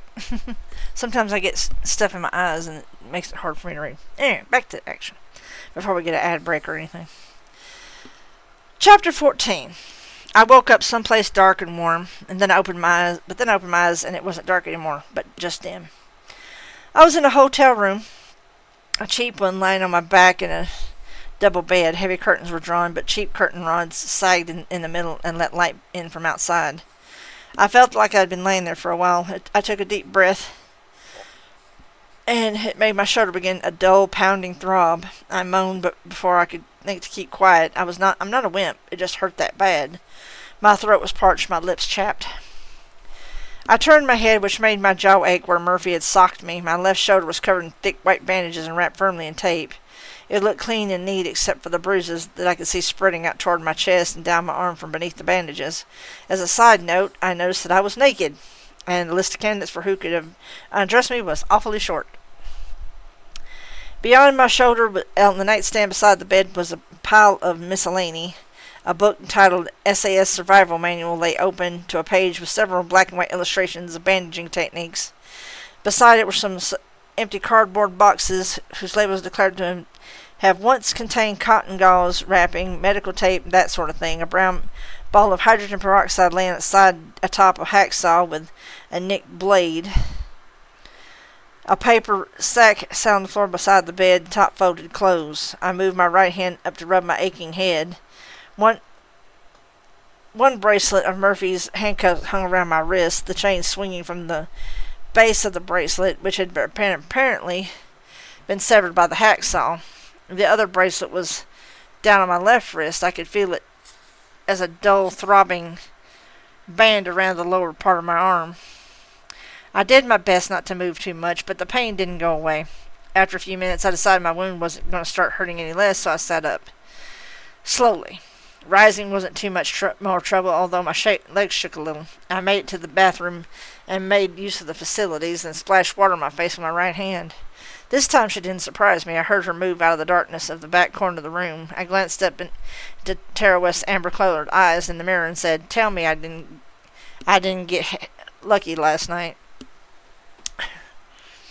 Her expression never blinked, as though the insinuation had flown past her. She was still dressed in the same clothes and still held herself with the same relaxed composure she had always displayed. "You were very lucky," she said. "The bullet went through the muscle and missed the bone and the artery. You will live." I scowled. "I don't feel so lucky." Tara shrugged. "Pain is to be endured. It ends or it does not." I saw her consider my back, then lower portions. "You're in reasonably good condition. You should be able to withstand it." I felt a hot rush of blood to my face and fumbled for a towel and awkwardly slung it around my hips. "Are you the one who bandaged me?" And I made a vague gesture with the fingers of my hand that was holding the towel and preserving my modesty. She nodded. "I am, and I have procured clothing for you that was not soaked in blood. You must dress so that we may help my fiancé." I turned to face her and tried out my best glower. She didn't twitch an eyebrow. "What time is it?" She shrugged. "Late afternoon. The sun will set soon and the moon will rise soon after. We have no time to waste if we are to reach him before the change." Do you know where he is?" She shrugged again. "I know him." I let out a breath and slowly walked past her. I went to the paper bag on the floor next to the bed. Inside it I found a pair of enormous purplish sweatpants and a white t-shirt with Old Glory flying on it, rippling metallic colors, subtitled "Invest in America by a Congressman." I wrinkled up my nose at the sweatpants, liked the shirt, and fumbled myself into the clothing, ripping off price tags as I went. "Where are we?" I asked. "A hotel in East Chicago," I said. "A hotel in East Chicago," she said. I nodded. "How'd you pay for it?" "I used cash. McFinn told me that the police can track the plastic cards." I squinted at her. "Yeah, they can." I rubbed my hand over my head and went to the mirror again to study myself. I was walking more easily now. The pain wasn't any less, but I was beginning to get more used to it. "Do you have any ibuprofen, anything like that?" "Drugs?" she said. "No." She picked up a set of rental car keys and turned toward the door. "Stop," I told her. She turned to me. Her eyes narrowed. "We are going now," she said. "We are not going," I replied, "until I have a few answers." Her eyebrows furrowed, and she glared at me. Then she turned and walked out of the room, letting in a brief flood of orange-tinted sunlight before the door slammed behind her. I considered the door for a moment, and I sat down in the bed and waited. Perhaps 3 minutes passed, then she reappeared. "Now," she said, "we will leave." I shook my head. I told you no. Not until I get some answers. McFinn will answer your questions, Tara told me. None. Now, you must leave this place. I snorted and folded my arms over my chest. My shoulder took fire and I wobbled on the bed before I lowered my left arm again.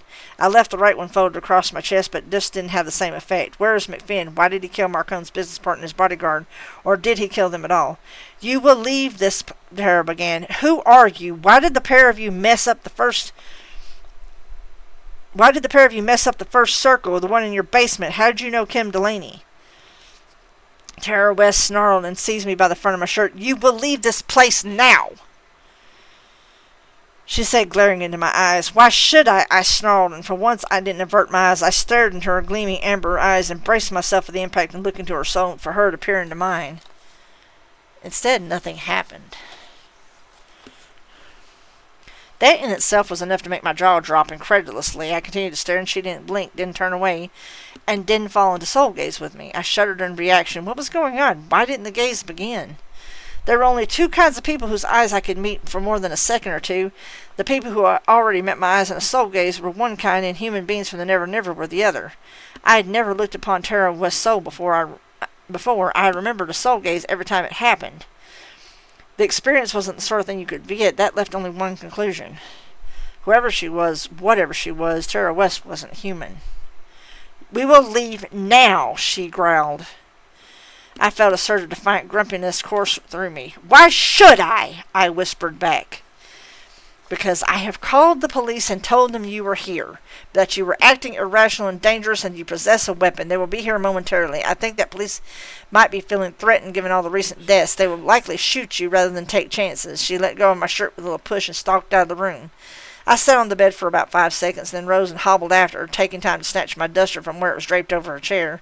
There were holes in the upper left arm, one in the front of the sleeve and one in the back, and it was crusty with dried blood that didn't much show against the black canvas. It was disgusting, but hey, it was mine. The boots and socks I had been wearing last night were next to it, and I snagged them too. Outside it was late afternoon. The streets and highways would soon be crowded with commuters going home from work. Tara had rented a beat-up old car, probably from an independent rental business rather than from one of the major chains. A good move on her part. It would draw things out like while the police methodically went through agency after agency, looking for someone of her description. They always started with the big places first. I studied her as she got in the car. She was tall and lean and pretty in a knife-edge sort of way. Her eyes moved around constantly, not nervously or randomly, but with cool precision of someone making herself aware of everything surrounding her at all times. Her hands were scarred, long-fingered, and strong. The bruise on her head, where I had smacked her with my blasting rod the night before, no, 2 nights before, I had lost a day sleeping in the hotel room, was probably hurting like hell, but she didn't seem to notice it. Let me snooze this one. Boop.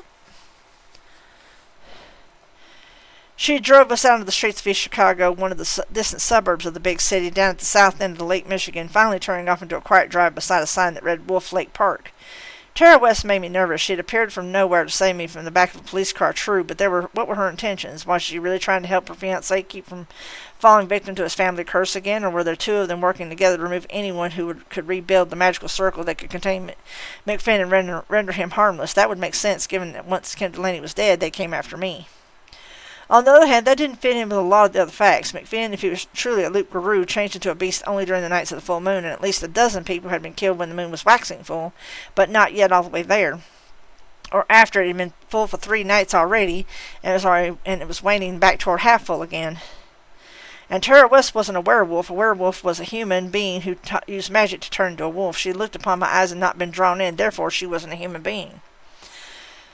Could she be some kind of shapeshifter from the Never Never, McFinn's partner in crime, killing on the off nights to keep suspicion from falling on him, some sort of being which I was unfamiliar? Most of my background on the paranormal was Western European in origin.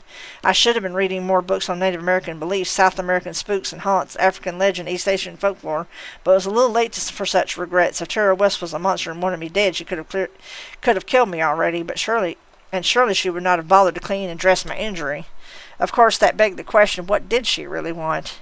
And that question led the way to many more. Who were the young people I had seen her with the first evening?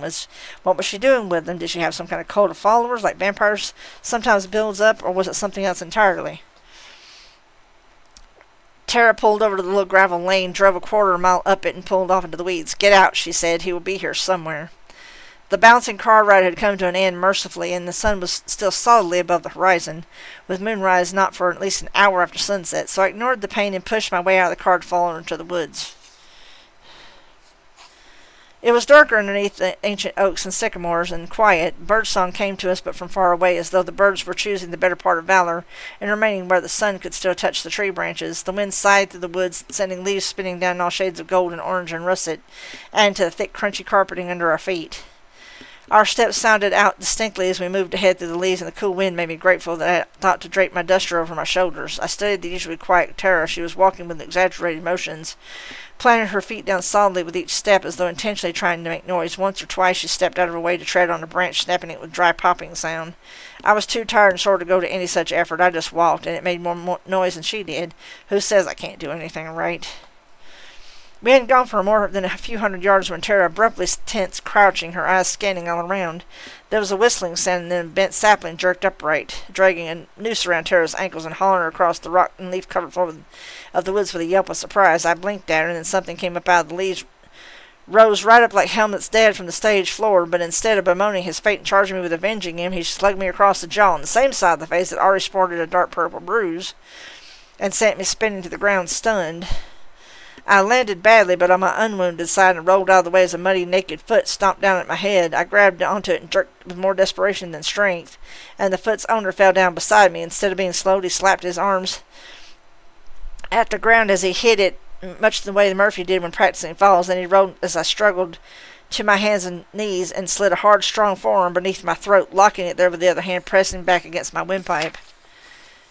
"Got you! I got you!" snarled my attacker. I struggled against him, but he was bigger than me, stronger than me. He had me down, and he hadn't been shot or beaten up anywhere near as often as I had in the last 15 hours or so. I didn't stand a chance. Chapter 15. So there I was, being strangled by a ranting, half-naked madman in the middle of the woods, and with a she-werewolf dangling from a rope snare somewhere nearby. My gunshot wounded horribly, and my jaw throbbed from where my buddy the cop had brutalized it the night before. I've had worse days. That's the great thing about being a wizard. I can always tell myself, honestly, things could be worse. I stopped trying to struggle against the man who was choking me. Instead, I grabbed his wrist and prepared to do something foolish. Magic is a kind of energy. It's given shape by human thoughts and emotion, by imagination. Thoughts define that shape, and words help to define those thoughts. That's why wizards usually use words to help them with their spells.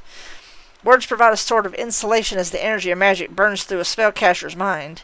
If you use words that you're too familiar with, words that are so close to your thoughts that you have trouble separating thought from word, that insulation is very thin. So most wizards use words from ancient languages they don't know very well.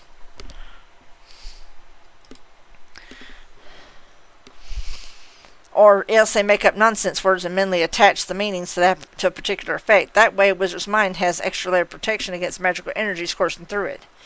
But you can work magic without words, without insulation for your mind, if you're not afraid of hurting a little. I drew in my will, my exhausted fear, and focused on what I wanted. My vision swam with dots of color. The man on my back snarled and growled incoherently, and spittle or foam dribbled onto the side of my face. Things started going black. Then I ground my teeth together and released my will with a sudden burst of energy. Two things happened. First, a rush of blinding thought, brilliant and wild and jangling, went through my head. My eyes swam with color. My ears with phantom sound. My senses were assailed with a myriad of impressions. The dark, sharp scent of the earth and dry leaves, the rippling scratch of a centipede's legs fluttering up the skin of my forearm, the sensation of warm sunlight against my scalp, dozens of others I couldn't identify, things with no basis in reality. They were a side effect of the energy rushing through my head. The second thing that happened was a surge of electricity gathered from the air around me to my fingertips, gripped on by my attacker's wrist, and surged through his arm and into his body. He convulsed against my back, out of control, and the strength of his own reaction threw him off of me, and to his back on the leaves, jerking and flopping, his face stretched in a tight-lipped expression of shock and fear. I wheezed in on her breast, stunned and shaking, then scrambled back to my feet, only to stagger against a tree. I huddled there, watching my attacker's convulsions fade into a numb paralysis. Finally, he just stared at the sky, his lips open, his chest heaving in and out. I studied the man a little more closely. He was big. He was really big, at least as tall as me and twice as broad. He was dressed only in a pair of cut-off blue jeans, and those looked like they were ill-fit. He was in a condition best described as overwhelmingly masculine, hairy-chested and muscled like a professional wrestler. There was gray in his hair and beard, and there were lines on his face putting his age well into maturity. It was his eyes that showed me the most about him. They burned green, wild, and haunted, fastened on the distant sky now, but heavy with the weight of too much terrible knowledge. It couldn't have been easy to live with a curse like his. There was a scrambling sound, a muffled thump, and I looked up to see McFinn's noose trap hanging empty, the rope swinging back and forth. My eyes tracked it down to the earth to find an indistinct shape stirring the leaves, and then resolve itself into Tara West's long limbs and practical clothes. She gathered her legs beneath her and crossed at once to McFinn, her chest heaving, her eyes vague and distant. "McFinn," she said, "McFinn, you've killed him." She snarled, and her eyes snapped up to mine, bright and burning with amber anger. I could have sworn I saw her face start to change. Her bare teeth begin to grow into fangs. Maybe that was just the effect of the magic on my perceptions, though. Or a primitive lizard brain sort of reaction to terror, rising to her feet and charging toward me with a howl that was murder in her eyes. I hadn't gotten beat up twice, shot, and nearly strangled to get taken out by a misguided werewolf bitch. I gathered in my dizzy spinning wheel and extended my good hand toward the charging woman, flicked my wrist in a circle. "Vento Giostros!" I trumpeted. The wind howled down from the trees and whipped into a savage circle of moving air, lifting up dried leaves, sticks, and small stones. The miniature cyclone picked the charging Tara up off the ground and hurled her a good 20 feet through the air into branches of a pine tree. It also hurled out a cloud of rocks and small debris, forcing me to seek shelter behind a tree trunk. How embarrassing. It was a little more wind than I had wanted. That's the danger of evocation, of that instantaneous kablowy sort of magic. Control can be somewhat tricky. All I wanted to do was spin Tara around and then plop her down on her ass. Instead, rocks hammered against the tree trunk and zipped by, rattling against trees all around in an almost deafening clatter. The wind shook the trees, tore branches from them, and cast half a ton of dirt and dust in the air in a choking cloud. The wind died after about half a minute, leaving me choking and coughing on dust and dirt. I peered around the edge of my tree to see what I could see. The trees had been cleared of their autumn colors in a 50-foot wide circle, leaving only stark branches behind. Where the bark had been brittle or dry, the cyclone had torn it from the trees, leaving pale, gleaming wood flesh invisible. The leaves on the ground were gone, as well as were 6 or 8 inches of topsoil. Wind erosion gone berserk. A few stones newly naked could be seen in the torn earth, as could roots from some of the trees and a number of startled worms. McFinn was sitting up, evidently recovered from the jolt I'd given him. His face was pasty and stunned as he looked around him. His chest rose and fell in uneven jerks. There was a rustle, and then I caught sight of Tara West tumbling to the ground from the branches of the pine tree. She landed with a thump and sat there coughing and staring, her mouth hanging open in surprise. She blinked at me and nervously scooted a few inches backward over the ground. "See there?" I wheezed, raising a hand and pointing at McFinn. "He's breathing. He'll be all right." My mind was still spinning from my unshielded magic attack on McFinn. I caught the strong scent of wildflowers and stagnant water, and I felt what I assured was the scales of a snake slithering across the palms of my hands, while something with wings and glittering, multifaceted eyes hovered at the edge of my vision, vanishing wherever I tried to look at it. I tried to shove everything that didn't make sense out of my way to ignore it, but it was difficult to sort the false impressions from the ones that were in front of me. Tara rose and made her way toward the fallen man. She knelt down over McFinn and wrapped her arms around him. I closed my eyes and wheezed until my head began to slow down a little.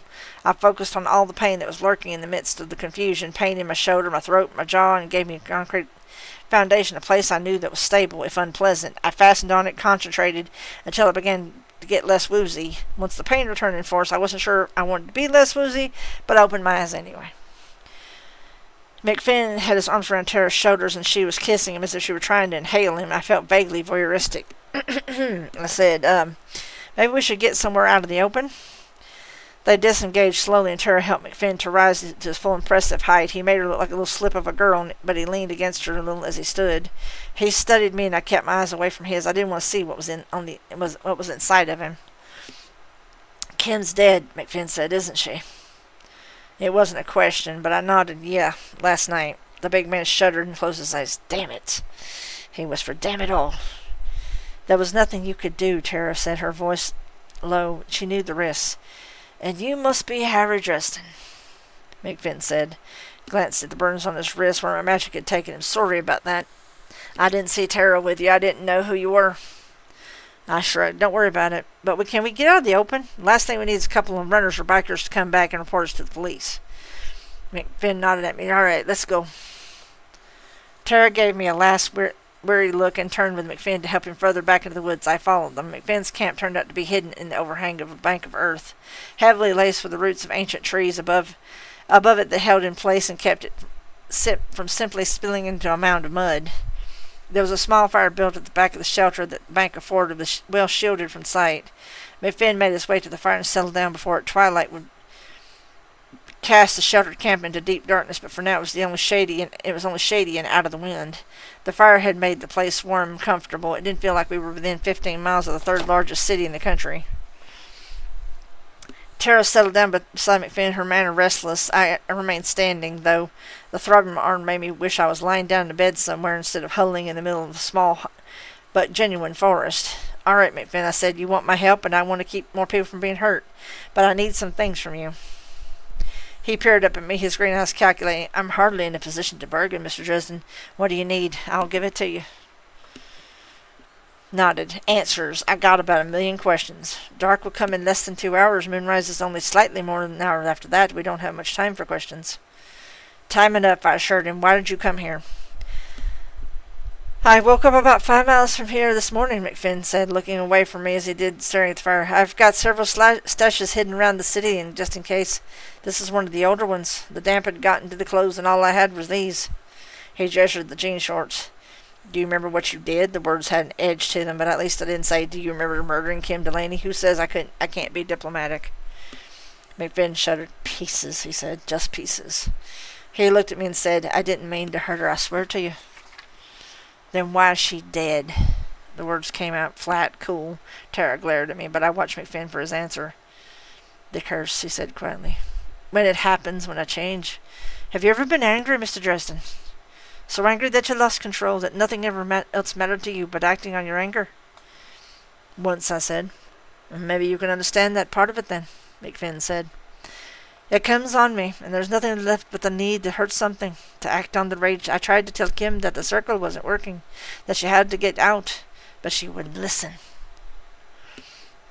I heard the frustration in his voice and his hands clutched into fists. She wouldn't listen to me. It frustrated you, I said, and when you changed, he nodded. That's how I came back from them. Everyone else in my platoon had died but me. I knew the full moon was coming, and I knew that I hated them. Hated the soldiers who had killed my friends, but when I changed, I started killing until there wasn't anyone left alive within maybe 2 miles. I stared at McFinn for a long moment. I believed he was telling me the truth, that he didn't have much control, if any, over the actions when he was transformed. Though it occurred to me that if he wanted someone dead, he could probably point his monstrous self in the right direction before he lost control. Note to self, don't cut McFinn off in traffic. All right, I said, why come here? Why to Wolf Woods? Why not one of the other stashes? He smirked at the flames. Where else would a werewolf run, Mr. Dresden?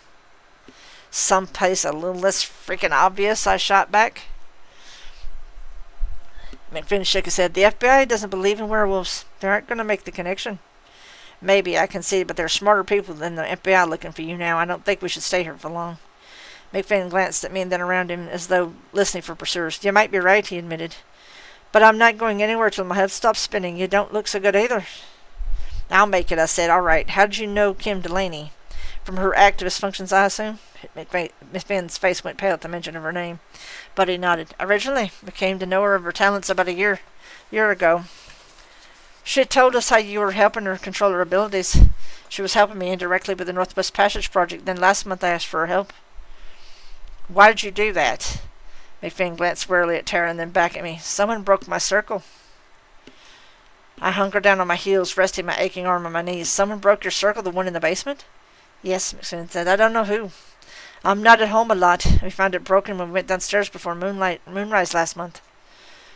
And you asked Kim to fix it. McFinn closed his eyes and nodded. She said she could. She told us she could be able to make a new circle, one that would keep me from... I chewed on my lip as my voice trailed off. Last month you were meeting with Mark Hunt's business partner, right? Negotiations over the project?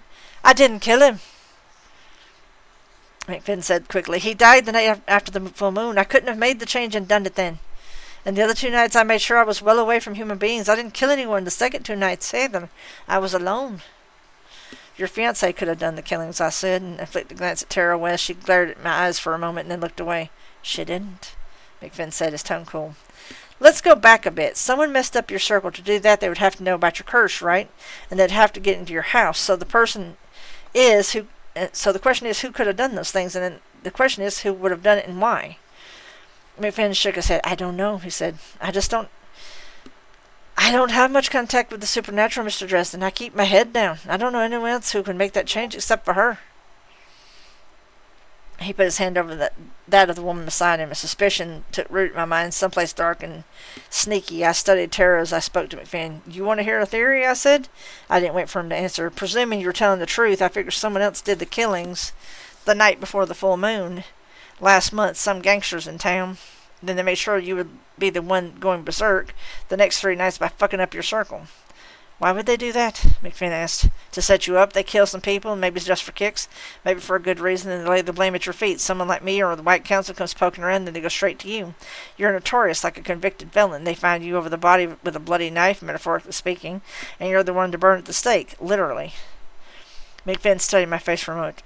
Or you think there may be another reason?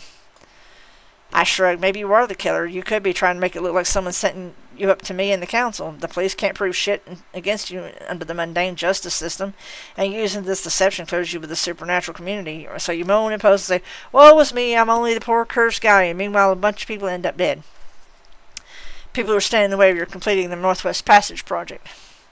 McFinn showed me his teeth. You think the world wouldn't be better off without people like Marcone and his lick splitties? Good word, lick splitties, I replied, keeping my voice bland. That doesn't really concern me right now, McFinn.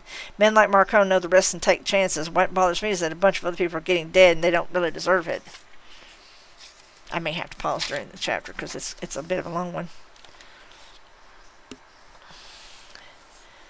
Why would I be killing innocents? McFinn demanded, his voice growing tight, clipped.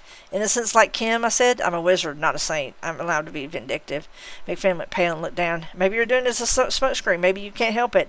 Or hell, maybe you really are just a poor cursed guy and someone's using you like a puppet. There's no way for me to tell right now. Assuming I'm not lying, McFinn grated. Who would have an interest in setting me up? I shook my head. That's the million-dollar question. I'd say it was Johnny Marcone. He stands to benefit if you can't oppose his business interest in the Northwest. As I understand it, the Northwest Passage would pretty much put nails in the coffins of a lot of industry up in that direction. McFinn nodded grimly. It would. So that gives him a good motive, but how did he know about your curse and how did he pull off ruining the circle? It doesn't sound like him. He could just have your brakes fail, or maybe arrange you to meet a couple of big men in a dark alley. It's just his way, I shrugged. Who else would be doing it? Can you think of anyone? McFinn shook his head. I've always been lucky, been able to hold myself in, lock myself up, or been able to go far away out into the wilds where no one would find me, so that when I changed, no one would be killed. That's why you were back in the Northwest Passage, I guess, the place for you to go in safely when the full moon comes, a really big no-people zone. McFinn glanced at Tara, who was staring stoically into the distance. That and other reasons, his jaw tightened. He looked back into the fire. You don't know what it's like, Mr. Dresden, to live with yourself. I rubbed at my mouth and chin with my good hand. I needed to shave. I studied McFinn and Tara for a moment, trying to make up my mind. Was McFinn telling me the truth? Was he just a victim of someone being used by faceless villains still at large? Or was he lying to me? If he was lying, if all this had been his design, what purpose would he have had to lure me out here, killing me, of course, getting rid of the only wizard who could pin up his monstrous form? That was, after all, exactly what he would have done if I hadn't been able to shock him silly. But did that even make sense? What would he gain by removing me if I never stood in his way in the first place? Careful, Harry. Don't get too paranoid. Not everyone's planning and plotting and lying. But I had to wonder about Tara West. The nasty scenario was laying itself out in my mind. What if the dear, sweet fiancée was tired of hubby? What if she had done the before and after moon killings and set up her sweetiekins to take the fall for her? She could get rid of McFinn and Marcone's partner all in one fell swoop, leaving her and Marcone alive. Marcone could have found out about McFinn from Tara, and about the weakness of his circle from Tara as well. Tara wasn't human, not even a little. She was something else, maybe a being of the never-never. Who knew how her mind worked? All right, I'm going to pause while the ad break goes on. Because sadly, this is a long chapter. I'm going to take a drink of actual water for a change.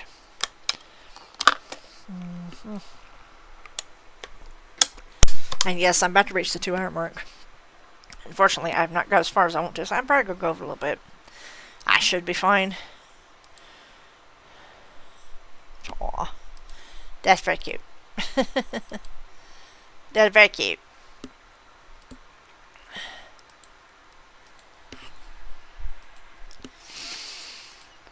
Hope everybody's enjoying the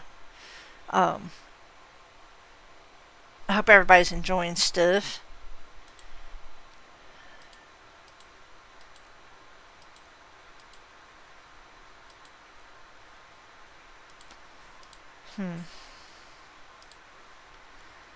Hope everybody's enjoying the story and stuff.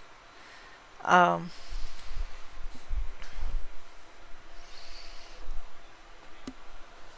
let's see. Yeah, I don't have that far to go. I mean, the chapters are a lot shorter. So, the only reason I don't read during the ad breaks is because I don't want folks who don't have subs or people that are lurking to miss out on stuff. Yeah, I've just got like 2 or 3 more chapters left to go. So I'll go over 2 hours a little bit. I mean, I don't mind going over a little bit. Basically, I'm trying to do about 10 chapters of a session. And that this should be, give or take. I'm going to try my best to do a session despite the fact that it's going to be spooky season, to at least finish a couple sessions to try to finish up the book, so that we don't miss out for like a month or more. And then I may actually do readings. What I'm probably going to do is, when I finish the book, I'm going to do about a little bit of creative writing. And then I might actually segue into a little Age of Mythology to round out the stream, to kind of give my voice a break. But I do want to talk about stuff involving the stream going forward from here on. And ad break is back. Welcome back. And then there was a group of young people Tara seemed to be in charge of. How did they fit into this? What was she using them for? I went fishing. How are Georgia and Billy, Tara? I asked, my tone conversational. She blinked. Her mouth worked for a second, then she answered, fine, they're well. She pressed her lips together, clearly desiring the conversation to end. I watched McFinn. His face registered confusion, and then he looked between Tara and me uneasily. He didn't know who the hell I was talking about, and she didn't seem to want to let McFinn in on what was apparently a secret. Ah, little Miss Werewolf shapeshifter thing, what are you plotting? I was going to press harder when McFinn and Tara both looked up at exactly the same time out toward the woods. I stared at them like a moron for a couple seconds, my mind still running along trains of thought, tracing potential lies, possibilities, and I shook that out of my brain and listened. Both of you along that way, Murphy said from somewhere in the distance down slope. Run, take your 3, and fan out until we're even with the feds. Then we sweep west up the hill. Christ, Murphy, Carmichael said. We don't owe the feds shit. If they hadn't showed up on time, we'd have been out of here hours ago. If we hadn't got that report about the West woman in the hotel room, we still wouldn't be here. Can it, Carmichael? Murphy snapped. Pictures of McFinn and the woman have been passed out, and you all know what Dresden looks like. Spread out and nab them. You don't even know that they're here, Carmichael protested. I'll bet you sex the donuts that they're here, Carmichael. That's such an odd phrase, okay. Murphy said, her voice dripping sweet venom, and that should tell you how certain I am. Carmichael muttered something under his breath and then growled orders to his men to find out, as Murphy indicated. Damn it, McFinn snarled. How did they even know we were here? Where else would a werewolf go to hide? I sniped. Shit, how did we get out? Wind, Tara said. She and McFinn both came to their feet. Or fog. Can you do one of those again? I grimaced and shook my head. I don't think so. I'm worn out. I'm probably making a mistake and that could kill someone. If you don't, Tara said, we'll be captured or killed. You can't solve all your problems by magic, I snapped. He's right, McFinn said quietly. We split up. The first one discovered makes a lot of noise, puts up a fight, and the other gives a chance to get away. No, I said, McFinn, you've got to stay with me. I can make the circle with some sticks and dirt if necessary, but I'm not going. But if I'm not there, I can't hold you in when the curse takes hold later tonight. McFinn's teeth showed again. No time to argue, Mr. Dresden, he said. Indeed, there is not, said Tara, and she took off at a dead run. McFinn hissed a curse and grabbed for her as she ran, but missed. Tara flew on into the woods, rushing silently down the slope at an angle that would take her past the edge of the pursuer's line. She was noticed after only a few steps, shouts going up from 3 or 4 throats. Bitch! McFinn cursed, and he started after her. I seized his arm, my fingers clamping on his bicep hard enough to make him stop and stare at me. His green eyes fierce and wild. Split up, I said, looking down back the hill. If we're lucky, they won't even know that we were here. But Tara, she knows what she's doing, I said. If the police nail us, there's no way you're going to be able to hold it in tonight. We go now and meet at the nearest gas station to the park, all right? From downslope came the sounds of running men and warnings calling a gunshot. For Tara's sake, I hope that Agent Ben wasn't down there. McFinn clenched his jaw and then ran up the slope on an angle. Down below us there were more shouts, more shots fired, and a short, sharp cry of pain. Call me crazy, but those sounds added to the other things that had happened today were just too much for me to handle. I turned, cradling my wounded arm against me, and stumbled up the hill in a long loping run. I kept my head down, watching my feet, and only looking up after enough to make sure I didn't run into a tree, and fled. Chapter 16. I made it out of the park, exhausted and barely able to keep from screaming with pain. I stopped at the first gas station I could find so I could take off my boots. Old and comfortable they were. Cowboy boots were not meant for running cross country. I leaned against the side of the building by the payphones, away from the street, and sat down on the sidewalk. My body throbbed with pain, slowing as my heart and breathing did. I gave McFinn an hour, but he didn't show up. No one did. I got restless fast. Could both McFinn and Tara have been captured? Murphy's cops may not have looked like much, but I knew they were tough and smart. It wasn't out of the realm of possibility. I rummaged in my duster's pockets, came up with enough change to make a phone call, and then made a painful way to the phone. Midwestern Arcane, this is Ms. Rodriguez, Susan said when she picked up the phone. Her voice sounded tired and stressed. Hi, Susan, I said, my shoulder twinged, and I gritted my teeth, pulling my duster around me a little more tightly. The evening was bringing a cold wind and gray clouds, and the sweats and cotton t-shirt Tara West had given me weren't enough to keep out the chill. Harry, she said disbelievingly, my God, where are you? The police are looking for you. They kept calling here something about a murder. Misunderstanding, I said, and leaned against the wall. The pain was getting worse as chills soaked in, and I started to shiver.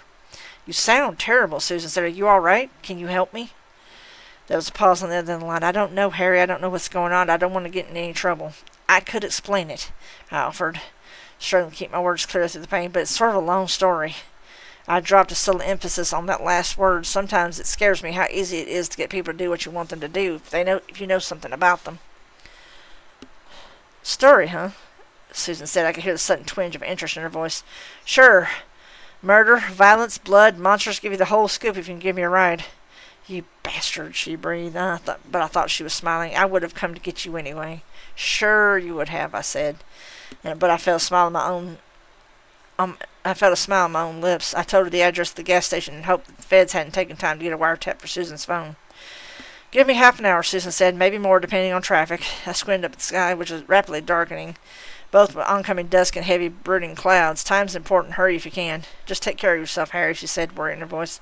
Then she hung up the phone. I did, too, and leaned right against the wall. I hated to draw Susan into this. It made me feel cheap somehow, weak. It was that whole problem with chivalry that I had. I didn't want a girl to be riding to my rescue, protecting me, but it just didn't seem right. I didn't want to endanger Susan either. I was a murder suspect, and the police were looking for me, and she could get into trouble for aiding and abetting or something like that. On the other hand, I didn't have much choice. I didn't have any money for a cab, and even if I could get one this far from the city, I didn't have a car. I was in no shape to walk anywhere. My contacts at the persons of McFinn and Tara West were gone. I had to have help, and Susan was the only one I thought I could trust to do it. If there were a story involved, she'd go to hell itself to get it. And I'd use that against her to lever her into helping me. I didn't like that I had thought better of myself. I ducked my head against the cold and shivered. I wondered if I had done the right thing. It was while I was leaning against the wall waiting that I heard a scrabbling sound around the corner of the gas station. I tensed and waited. The sound repeated itself, a definite pattern of 3 short movements, a signal. Warily, I made my way to the back of the building, already ready to turn and run the best I could. Tara West was there behind the building, crouched down between several empty cardboard boxes. The smell of beer and garbage that smelled of beer in the garbage bin. She was naked, her body a uniform shade of brown, without an ounce of excess fat on her. Her hair was mussed, and leaves and bits of twig caught in. Her amber eyes looked even more alien and wild than usual. She rose and came toward me, evidently unconscious of the cold. She moved with a feral sort of grace that made me all too aware of her legs and her hips, even though I was battered, fatigued, and brooding. Wizard, she greeted me. Give me your coat. I snapped my eyes back up at hers and slipped out of my duster, though my shoulder screamed with pain as I pulled the coat off of it. and my body sent up an entirely different round of complaints as the cold wind gleefully cut through the thin clothes I wore beneath the duster. Tara took the coat and slid into it, wrapping it around her and buttoning closed. The sleeves were too long and the coat dangled to her ankles, but it covered her lean, strong body well enough. I found myself faintly regretful that I had it with me. "What happened?" I asked her. She shook her head. "The police do not know how game runs, or how to chase it. One grabbed me. I made him let go." She glanced around us wearily and raked her fingers through her hair, trying to comb leaves and sticks. "I led them away from you, and McFinn changed and made my way back to the camp. I followed McFinn's trail." "Where is he?" She bared her teeth. "The federal people have caught him. They took him away." "Hell's bells," I breathed. "Do you know where?" "Into a car," she responded. "No," I said, growing frustrated. "Do you know where the car went?" She shook her head. But they had an argument with the one called Murphy. Murphy had more people with her, more guns. McFinn went where Murphy wanted him to go. "Downtown," I said. "Murphy would want him in a holding down at the Station Hill. It's on the same floor as Special Investigations." Tara shrugged, her expression hard. "As you say, we don't have much time," I said. "For what?" "There is nothing more to be done. We cannot reach him now. McFinn will change when the moon rises. Murphy and the police people will die." "Like hell," I said. "I've got to get to the station before it happens." Tara studied me with narrowed eyes. "The police are hunting for you as well, Wizard. If you go there, you too will be locked in a cage. You will not be allowed to go to McFinn." "I wasn't planning on asking permission," I said, "but I think I can get inside. I just have to get to my apartment." "The police will be watching it," Tara said. "They will be waiting for you there. In any case, we have no car and no money. How will you reach Chicago before moonrise? There is nothing more to be done, Wizard." There came the crunch of tires around the side of the gas station. I peeked around the corner. Susan's car was just coming to a halt. Raindrops were starting to come down and to make little impact circles on her Taurus's windshield. I felt a little surge of defiant energy. "There's our ride," I said. "Follow." I relished throwing the terse command back at Tara, and she stared at me. I turned my back on her and stalked over to the car.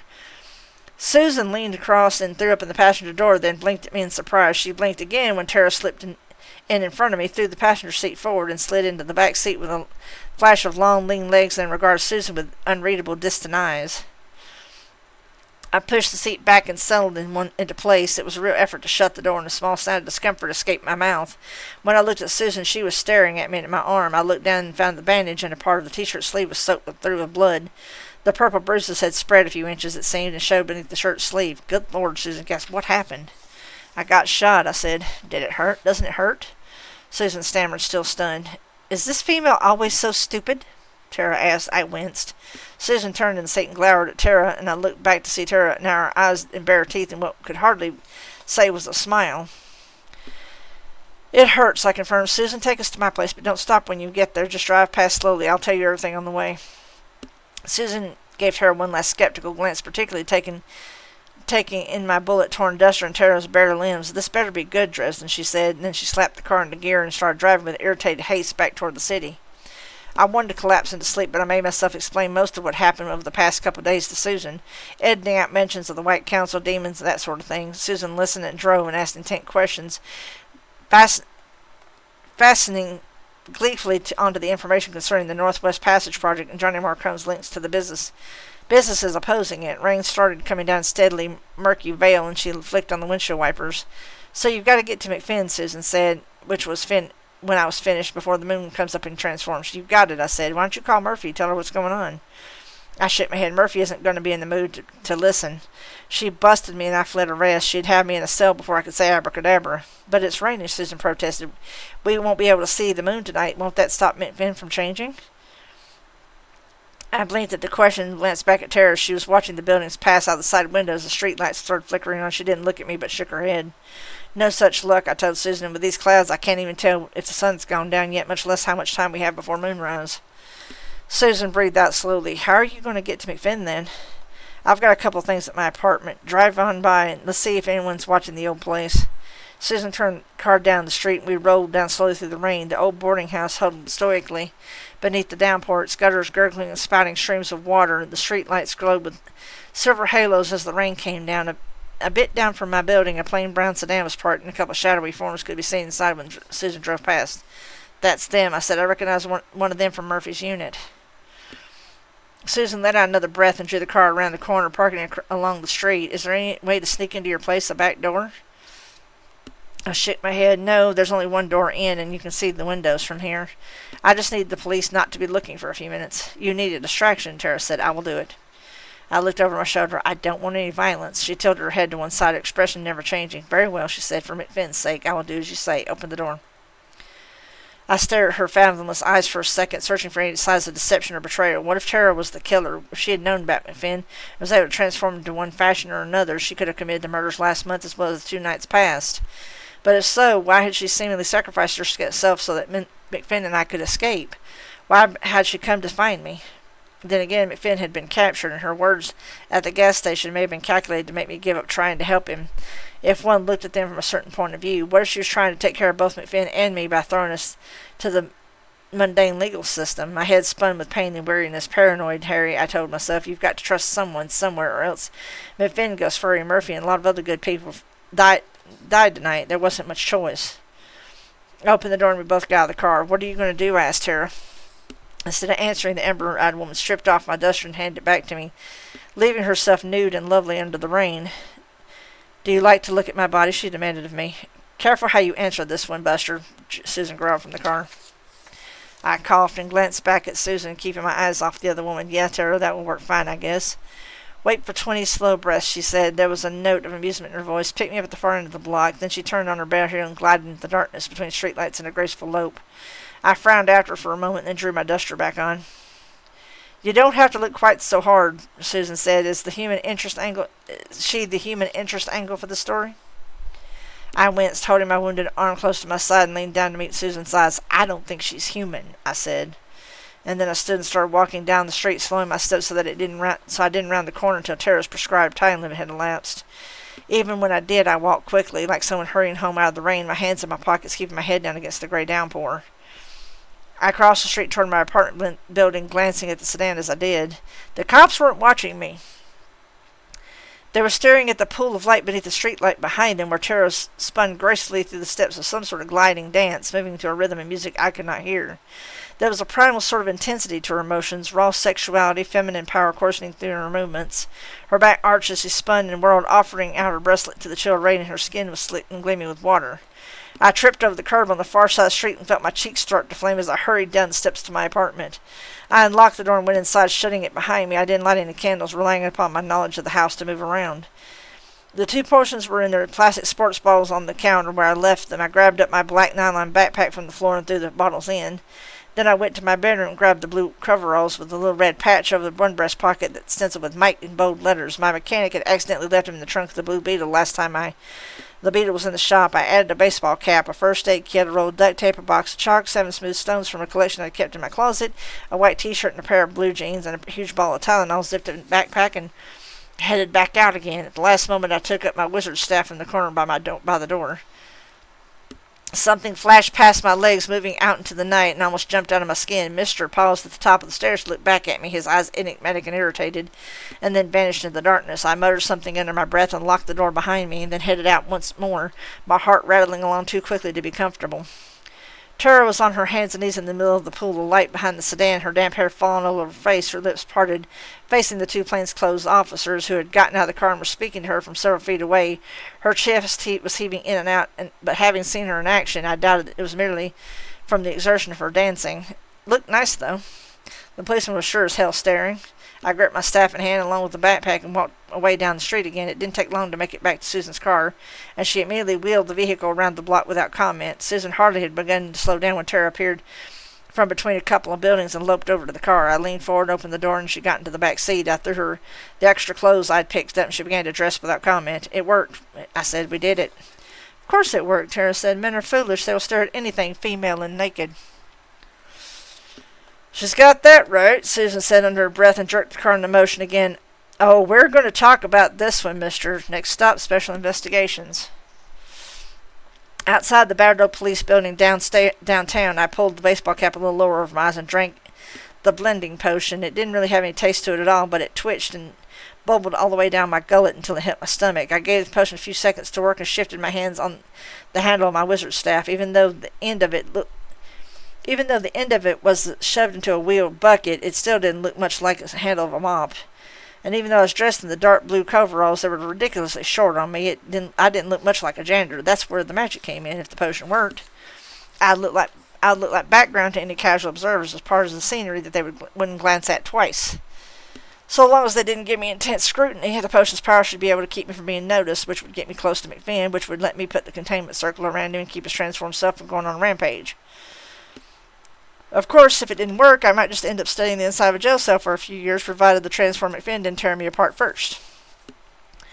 I tried to ignore the pain in my shoulder, the nervous tension in my stomach. I was rebandaged, Tylenol, and reasonably refreshed as I could possibly be without having to drink the potion I had brewed just for that purpose. If I could have both potions going in my system without them making me too ill to move, I would have downed the refresher potion the moment I got my hands on it, but without the blending potion, there was no way I could get inside to McFinn. I could only hope that I'd find a use for it eventually. I'd hate that effort to go to waste. I waited impatiently in the rain, sure for the moment that I'd messed something up when making the potion, that it wasn't going to have any effect at all. And then I felt it starting to work. A sort of gray feeling came over me, and I realized with a start that the colors were fading from my vision. A sort of listless feeling came over me, a lassitude that advised me to sit down somewhere and watch the world go by. But at the same time, the hairs on the back of my neck prickled up as the potion's magic took effect. I took a deep breath and walked up the stairs to the building with my bucket and my mop, pulled open the doors, and went inside. Shadows shifted and changed oddly, all grays and blacks and whites, and for a moment I felt like an extra on the set of Casablanca or the Maltese Falcon. The solid old matron of a sergeant sat at the front desk, thumbing through the glossy magazine, a portrait done in colorless hues. She glanced up at me for a second, and tinges of color returned to her uniform, her cheeks, and her eyes. She looked at me over casually, sniffed, and lowered her face to her magazine again, and as her attention faded, so did the colors from her clothing and skin. My perceptions of her had changed as she paid attention to me, or did not. I felt my face stretch in a victorious smile. The potion had worked. I was inside. I had to suppress the urge to break into a soft shoe routine. Sometimes being able to use magic was so cool. I almost stopped hurting for a few seconds from sheer enjoyment of the special effects. I'd have to remember to tell Bob how much I liked the way this potion worked. I kept my head down and moved past the desk sergeant. Just one more janitor coming in to clean up the police station after hours. I picked up the bucket and my mop and went up toward the stairs, toward the holding cells and the special investigations offices on the 5th floor. One cop passed me on the stairs and didn't so much as look at me. His uniform and skin remained entirely devoid of color. I grew more confident and moved more speed. I was effectively invisible. Now all I had to do was to find McFinn, trick my way into seeing him, and save Murphy and all the other police from the monster McFinn would become before they arrested me for trying to do it. And time was running out. Ever wish you had an almanac? I did that night. I had no idea what time the moon was supposed to rise, and I hadn't exactly had time to run to the library or bookstore. I knew it was supposed to happen an hour or so after sundown, but the way the clouds rolled in had made it very uncertain exactly when sundown had happened. Did I have 20 minutes, 10, an hour, or was I already too late? As I climbed the stairs, I thought about being alone in the building with McFinn after he changed. For all my vaunted wizard's knowledge, I had no real idea of his capabilities. Although after seeing Kim's body, I had something idea of what he could do. Bob had said Luke Garou were fast, strong, and virtually immune to magic. What could I do against something like that? I just had to pray I'd be able to get the circle up around McFinn before I had to find out. I checked the bucket to make sure I still had the chalk and stones I would need to construct a greater circle around McFinn. You didn't necessarily have to make them out of silver and gold or whatnot. Mostly you just had to understand how the construct channeled the forces that were being employed. If you knew that, you could figure out how to make it out of less pure materials. The very best wizards don't need to pull much more than chalk, table salt, and a wooden spoon to pull off some remarkable stuff. My thoughts were rambling now, panic making them scamper around like a frightened chipmunk. That was bad. I needed focus, direction, concentration. I drove my legs a little harder, went up the stairs as fast as I dared, till I came out onto the 5th floor. The door to special investigations was 10 feet away down the hall. The holding cells were down the hall and around the corner. I started that way at once. What do you mean you can't find him? Murphy's voice demanded as I walked past the office. Just that. The man in his department said they kept a real good eye on the place and that he got in and got out again without them seeing anything. Carmichael's voice was tired, frustrated. Murphy snorted. Christ, Carmichael, is Dresden going to have to walk into the office before you can find him? I hurried on past the door and down the hall. Tempting as it was to listen to a conversation about myself without the participants knowing, I just didn't have time. I wheeled my wobbling, squeaking bucket down the hall, half jogging in my hurry. Holding was set up unsurprisingly behind bars. There was a swinging barred door that the station guard had to buzz to open if you didn't have a key.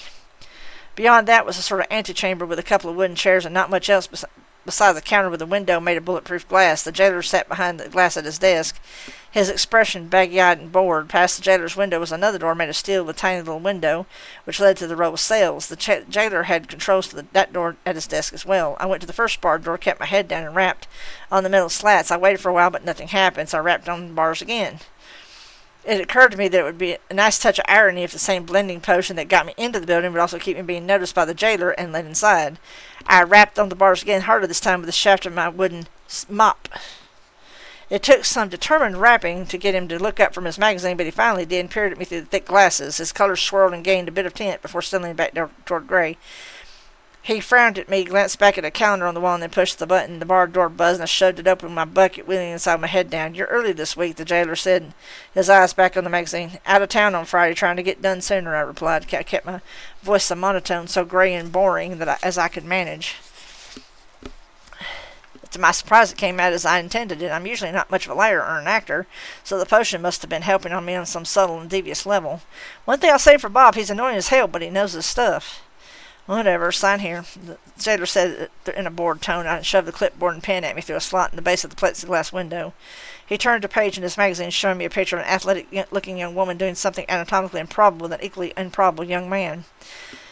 I hesitated. How in the hell was I supposed to sign in and sign in and out? I mean, Bob's potion might have been good, but it wasn't going to change his signature after I put it on paper. I glanced at the inner door, then at the clock at the wall. To hell with it. I didn't have time to hang around. I went over to the counter and scribbled something unreadable on the admission sheet. "Have any trouble tonight?" I asked. The jailer snorted, turning his magazine to the right by 90 degrees. "Just that rich guy they brought in earlier. He was yelling for a while, but he's shut up now. Probably coming down off of whatever he was on." He collected the clipboard, gave it a perfunctory glance, and hung it back upon his peg beside a bank of black and white monitors.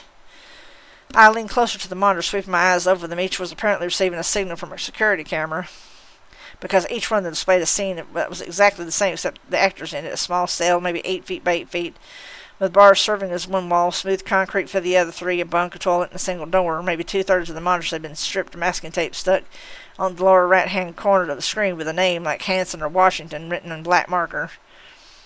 I frantically scanned the bank of monitors till in the lower corner I found the one that said McFinn. I looked at his monitor. The video was blurred, flecked with snow and static, but I could see well enough what had happened. The cell was empty. Concrete dust drifted in the air. The wall of bars was missing, apparently torn from the concrete and allowed to fall away.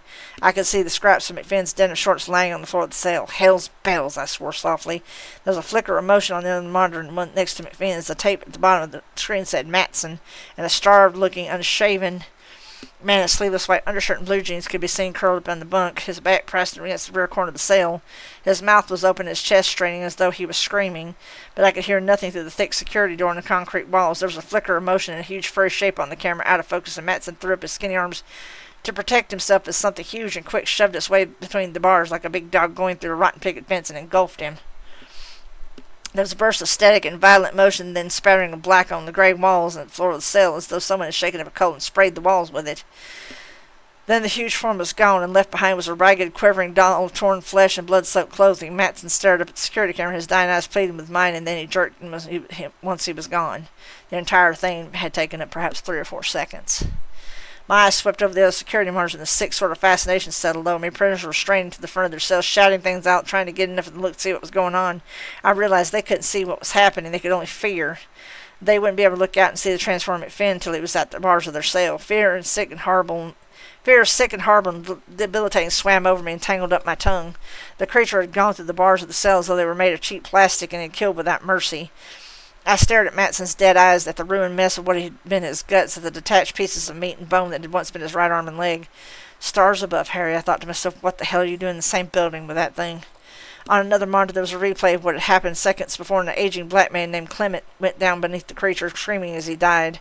Seeing what was happening set off some primal, ancient fear, something programmed into my head, a fear of being found in my hiding place, a fear of being trapped in a tiny space from which there was no escape while something with killing teeth and crushing jaws came in to eat me. That same primitive, naked part of me screamed and gibbered and shouted at my rational mind to turn around right now, to turn around and run fast and far. But I couldn't let it go on. I had to do something. "Look," I said, pointing at the monitor. My finger trembled and my voice came out as a ghost of a whisper. I tried again, jabbing my finger at the monitors and half shouting, "Look at the jailer!" He glanced up at me, tilted his head, and frowned. I saw some color start to bleed into his face, but it didn't matter now. I continued to point at the monitors, tried to step closer to them. "Look at the screens! My God, man!" By now my voice was coming out in high, panicky tone. I pressed as close to the monitors as I could, yelling excited. I should have known better, of course. Wizards and technology simply do not mix, especially when the wizard's heart's pounding like the floor of a basketball court and his guts are shaking. The monitor burst into frantic displays of static and snow, flickering images sometimes visible, sometimes not. The guard gave me a disgusted look and turned around to glance at the monitors. He blinked in for a second while a man named Murdoch died in flickering poor reception. What the hell is wrong with those things now? The jailer complained and took off his glasses to clean them. There's always something going wrong with the damn cameras. I swear it isn't worth the money they cost to keep them fixing them. I frantically backed up from the monitors. They're dying. I said, God, you've got to let those men out of there before it kills them.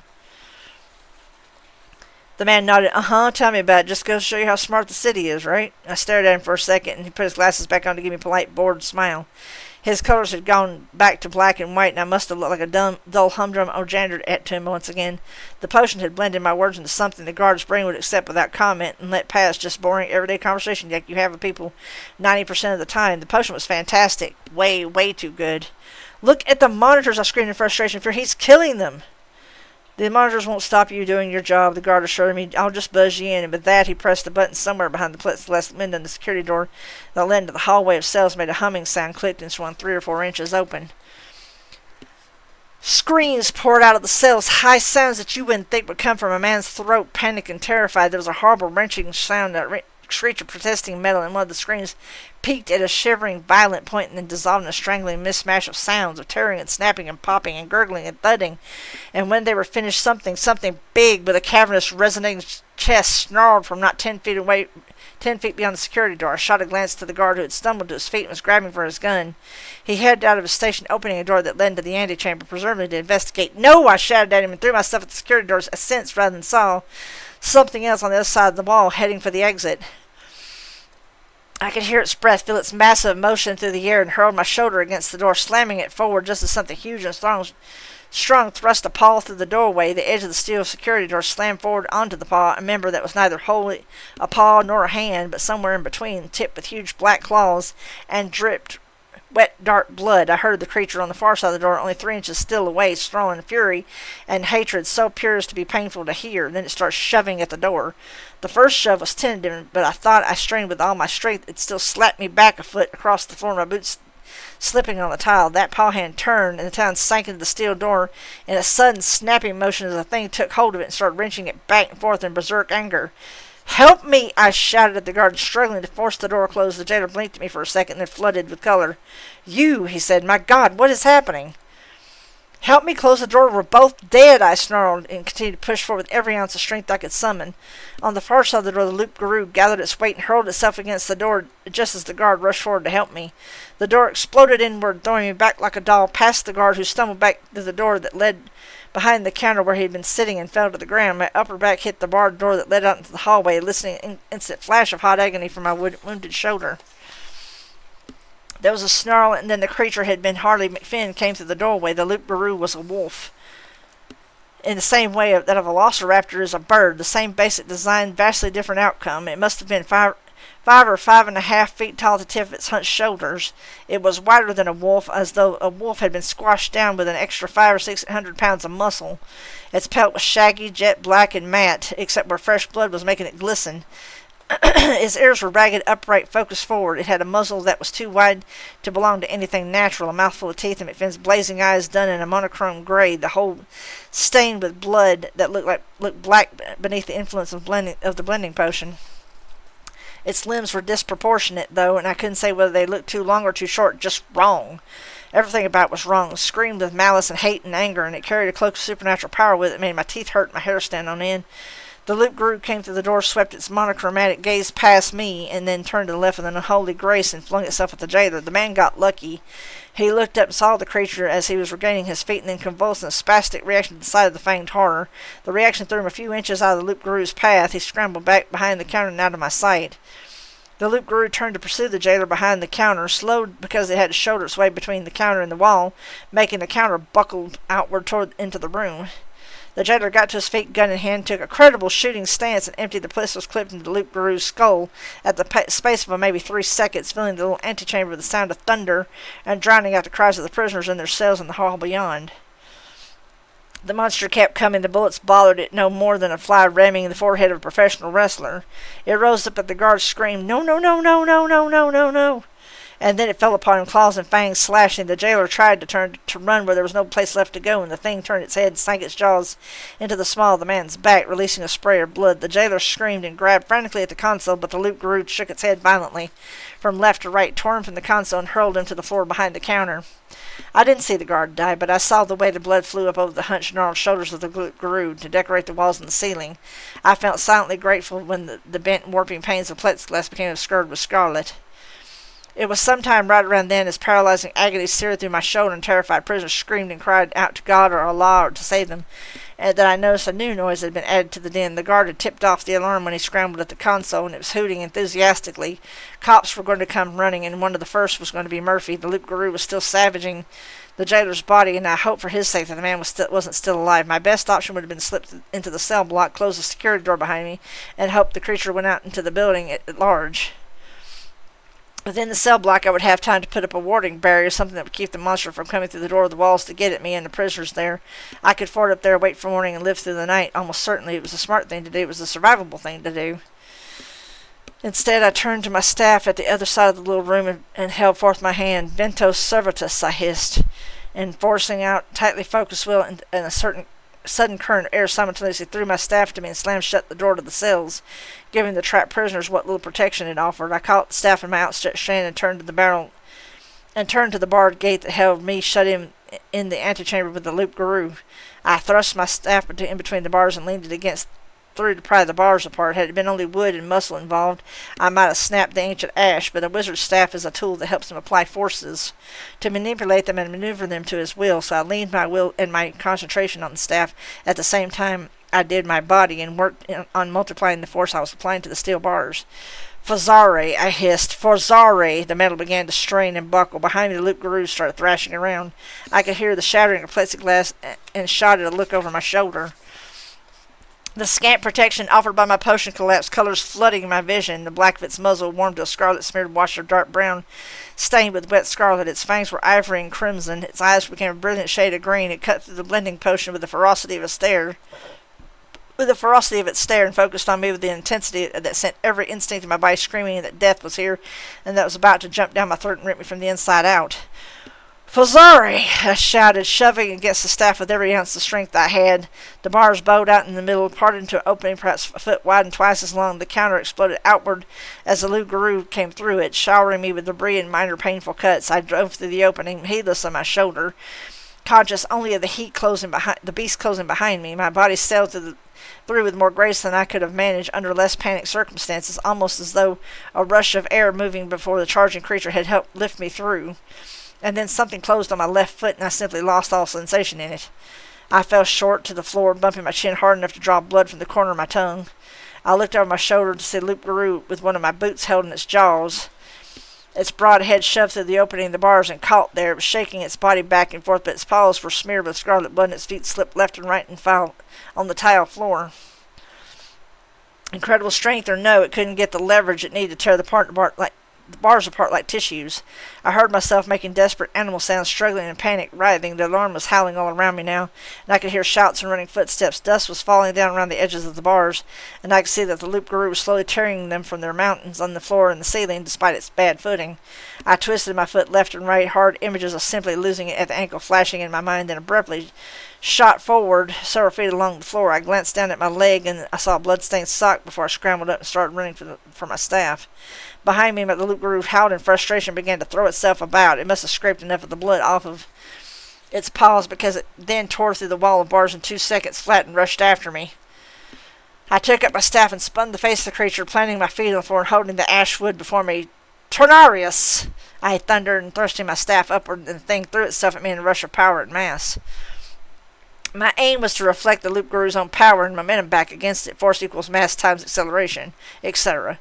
But I underestimated just how much power the thing had. It overloaded my limits, and we split the difference. The creature slammed against the solid force in the air that canceled its momentum and flung it to the floor. Approximately the equal force was also applied to me, but I was probably a fifth of the mass of the loup-garou. I was flung back through the air like a piece of popcorn in a sudden wind, all the way Where the hall turned the corridor to lead down to special investigations, I hit the floor before I hit the wall, thankfully. Bounced, rolled, and slapped into the wall at last, grateful to be at a stop and aching all over. I lost my staff in the tumble. The tile floor was cool against my cheek. I watched the Loop Guru recover itself, focusing burning eyes on me, and hurtle down the hallway. I was in so much pain that I could appreciate the pure beauty of it, the savage, unearthly grace and speed with which it moved. It was a perfect hunter, perfect killer, fast, strong, relentless, and deadly. It was no wonder that I had lost such a magnificently dangerous being. I hated to go, but at least I hadn't gotten beaten by some scabby troll or whimpering, angst-ridden vampire, and I wasn't going to turn away from it either. I drew in what was to be my last breath, my eyes wide on the onrushing Loop Guru, so I could clearly see as Murphy looked down at me with crystal blue eyes that saw right through the potion's remaining effects. She gave me a hard glance and placed herself between me and the onrushing monster in a shooter stance, raising up on her gun in a futile gesture of protection. "Murphy!" I screamed, and then the thing was on us. I am going to take a slight break for a brief drink. Last chapter. And yes, it's taking a little longer than I thought, but you know.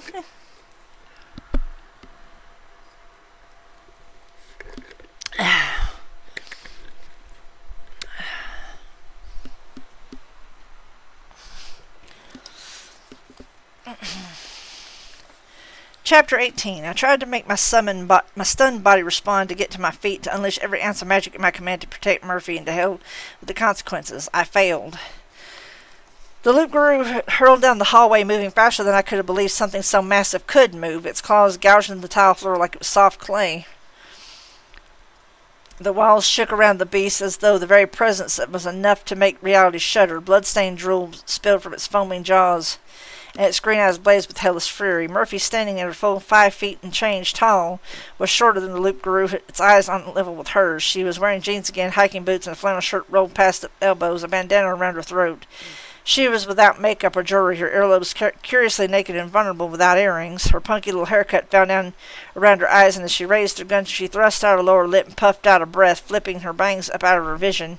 She started shooting when the Loop Guru was about 30 feet away, useless. The thing laughed off bullets fired into its skull at point-blank range. I noticed 3 things at that point.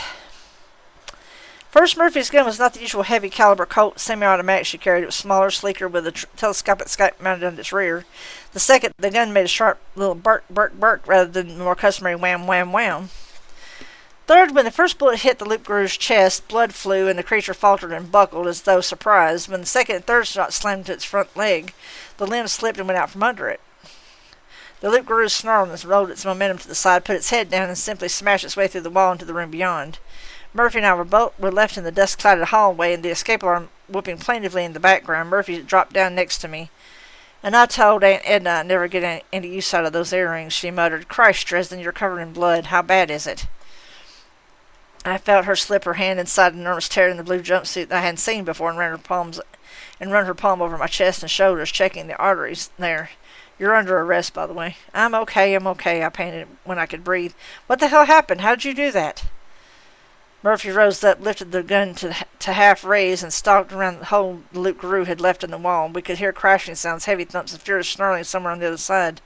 "You have the right to remain silent. What do you think happened, moron? I read your report. I make my own loads for competition shooting, so I ran off a few silver bullets last night.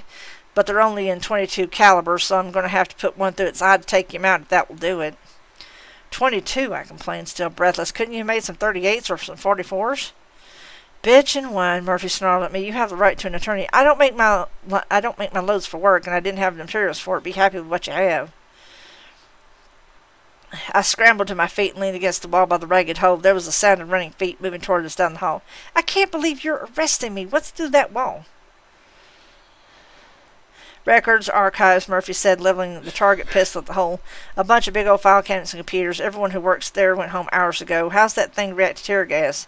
"Send some in there and I'll tell you," I muttered. Murphy shot me a dire look. "Just stay down, Dresden, until I can get you locked up somewhere safe and get a doctor to look at you." "Murph, listen to yourself. We're stuck in a building with one of the nastiest creatures around. You're still trying to arrest me. Get some perspective." "You made your bed, jerk. Now lie in it," Murphy said, then raised her voice without turning her head from the hole in the wall. Carmichael, down here.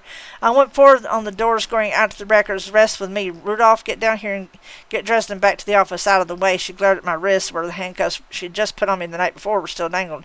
Christ, Dresden, she added in a mutter. What is it with you and my handcuffs?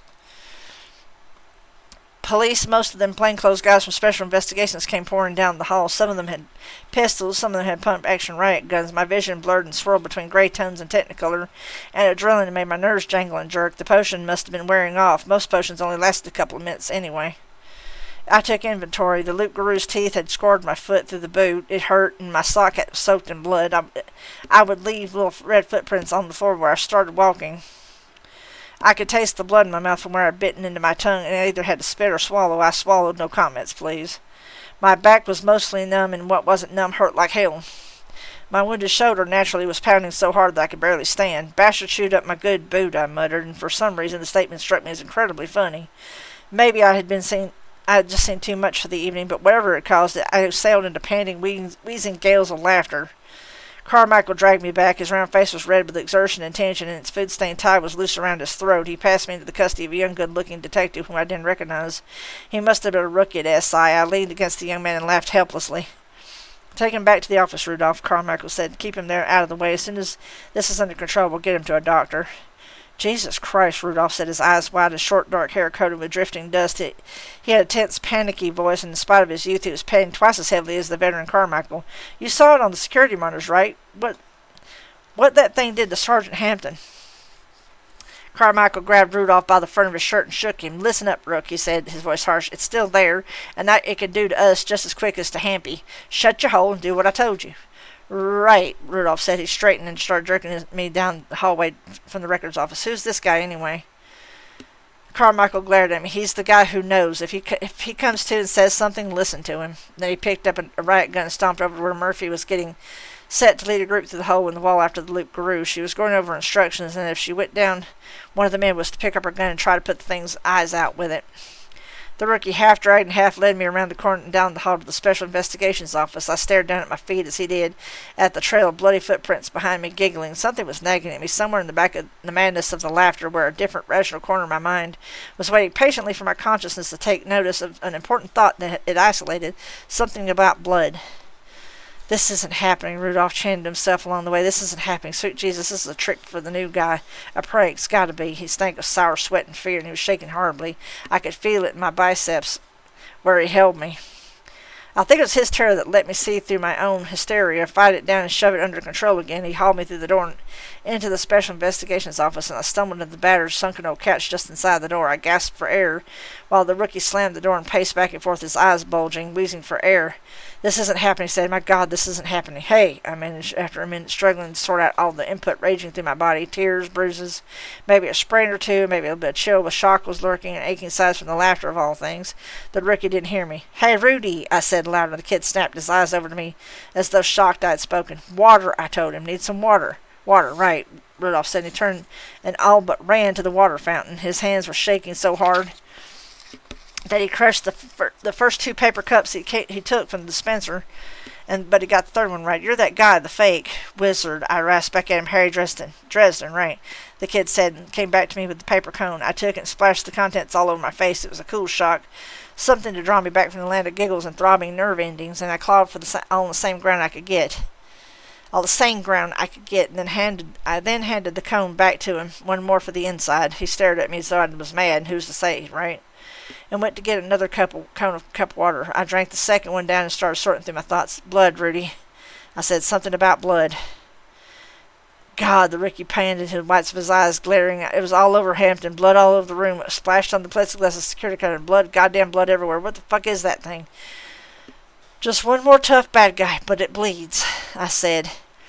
Then fastened on the idea, my brain churning to a ponderous conclusion. It bleeds. Murphy shot it and put its blood all over the floor.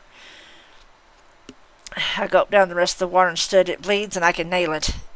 I lifted my fist, shake defiantly over my head, and strode past the stunned Rudolph. Hey, he said feebly, maybe you should sit down. You don't look so good, and you're sort of under arrest still.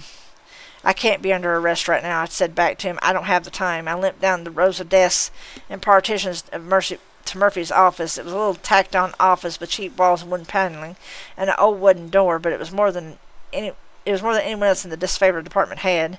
There was a paper rectangle taped neatly to the door where the name placard should be on any other office in the building, which read neat block letters of black ink, Lieutenant Karen Murphy, Special Investigations. The powers that be refused to purchase a real name plaque for any director of SI, sort of their way of reminding the person they were stuck in a position that they wouldn't be there long enough to matter. Underneath a neat paper square at an angle was a red and purple bumper sticker that read, "Trespassers will be killed and eaten." I hope she didn't leave her computer on, I mumbled and went to Murphy's office. I took one look around the neatly organized little place and stepped in to pluck my blasting rod, bracelet, amulet, firearm, and other accoutrements I'd had in my possession when I'd been arrested from the table next to the computer. The computer was on. There was a cough from the monitor as my hand passed near it and a little puff of smoke, then a bright spark from somewhere within the plastic console of the hard drive. I winced and collected my things, putting on the shell bracelet with fumbling fingers, ducking my head into the loop of my pinnacle amulet, and stepped with my pistol in the jumpsuit's pocket, and taking my blasting rod firmly in my right hand, the side of the body that projects energy. You didn't see that, Rudy, okay? The rookie had a stunned look on his face as he stared at me at the smoking computer and monitor. What did you do? Nothing, never came close, didn't do anything. That's my story and I'm sticking to it. I muttered, "You got that paper cup? Right then, all we need is a stuffed animal." He stared at me. "What did you say? A stuffed animal, man?" I roared at him. "Don't mess with a wizard when he's wizarding." I let out a cackle that threatened to bring the wild hysteria that still lurked inside of me back in full force and banished it with a ferocious scowl. Poor Rudolph bore the brunt of both expressions, got a little more pale than he already was, and took a couple steps back from me. "Look, Carmichael still keeps a couple of toys in his desk, right, for the kids who have to wait on their parents, that sort of thing." Said the rookie. I brandished my blaster rod. "Go look!" Maybe the kid would have taken any excuse at that point, but he seemed willing enough to follow my instructions. He spun around out of the main room and started frantically tearing open desks. I limped out of Murphy's office and glanced back at the bloody footprints I left on the puke gray carpet behind me with my soaking sock.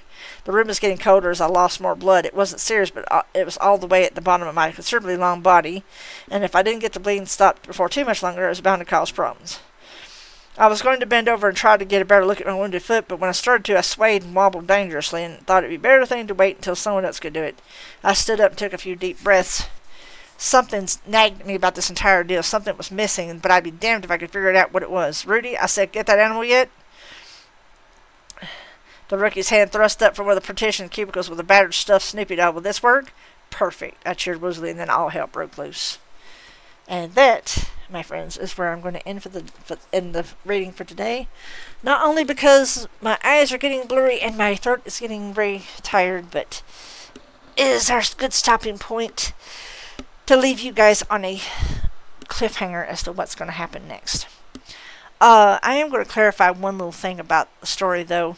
You got to wonder if Jim Butcher did not get a little influence from World of Darkness, because I'll tell you why.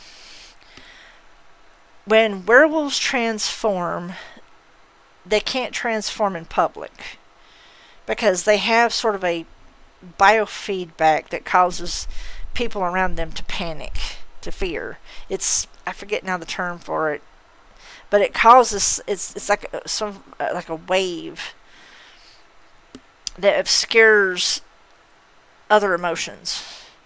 Basically, it's like the minute they transform, it's like it causes immediate panic and hysteria. I know there's a term for it, and I can't think of it right now. But it seems like that's almost a similar thing when McFinn actually transformed. He caused that kind of wave of hysteria to run through the... I mean, don't get me wrong, hearing somebody getting absolutely brutalized in the next cell over would probably panic anybody, but the way it happened seems to be reminiscent of that kind of thing. I feel like there's a term for it, and I'd have to look it up to tell you for sure what it was. I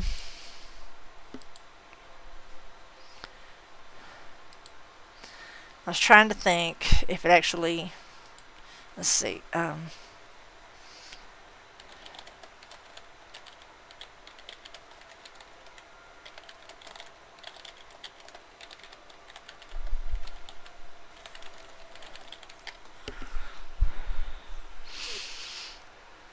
Delirium, that's what it's called. The delirium. basically, it defines this as the delirium is a supernatural effect that combines a deep ancestral fear of the Krynos form with a psychological mechanism that forces observers to forget what they saw. Basically, it causes mass hysteria, selective amnesia. Basically, it's a way of masking, not only masking their, hey bunny, it's a way of masking their existence, yet at the same time, no, not really. I was talking about when a werewolf changes in World of Darkness, because in the previous chapter they talked about how the hysteria and the fear was so contagious when McFinn transformed, that it spread pretty rapidly, and it's called a delirium. It's called in the World of Darkness, and it basically causes everyone to panic, and it causes that primordial feel. That's why even Dresden felt it when he came in contact with, him, because he was like, the minute he just heard the thing, it just caused him to go into a panic, even though he's familiar with the supernatural enough. Basically, I'm kind of closing up the reading portion and with a little discussion. There's going to be there's an ad break coming up too, so it'll be a good moment for me to end this segment of the stream and go into the other segments and stuff. I'm actually going to leave that up, but I think instead of, I kind of wanted to go into some more creative stuff today, and I am actually, when the ad break happens, you're waiting on your bus. Okay. When the ad break happens, I think I'm going to take my BRB and go and do a walkabout, restroom, and all that good stuff. And then when I come back, we're going to talk about writing and talk about some stuff prior to, some stuff I'm going to discuss about the stream, about writing, about a lot of different stuff to kind of end out the stream. I was going to do Age of Mythology, but I don't really have time to do both, unfortunately, because I did run over some with this segment. I'm going to try to get this segment and the previous one edited and put up on YouTube as soon as I can. But I'm going to go BRB right quick while the 3-minute ad break rolls, and then when I come back, we'll talk about my writing about the future of the stream and stuff like that, because this is the last day of the stream anniversary celebration. I would extend it to tomorrow on Sunday, but I gotta work tomorrow, unfortunately. So I will be right back, guys. Enjoy the clip.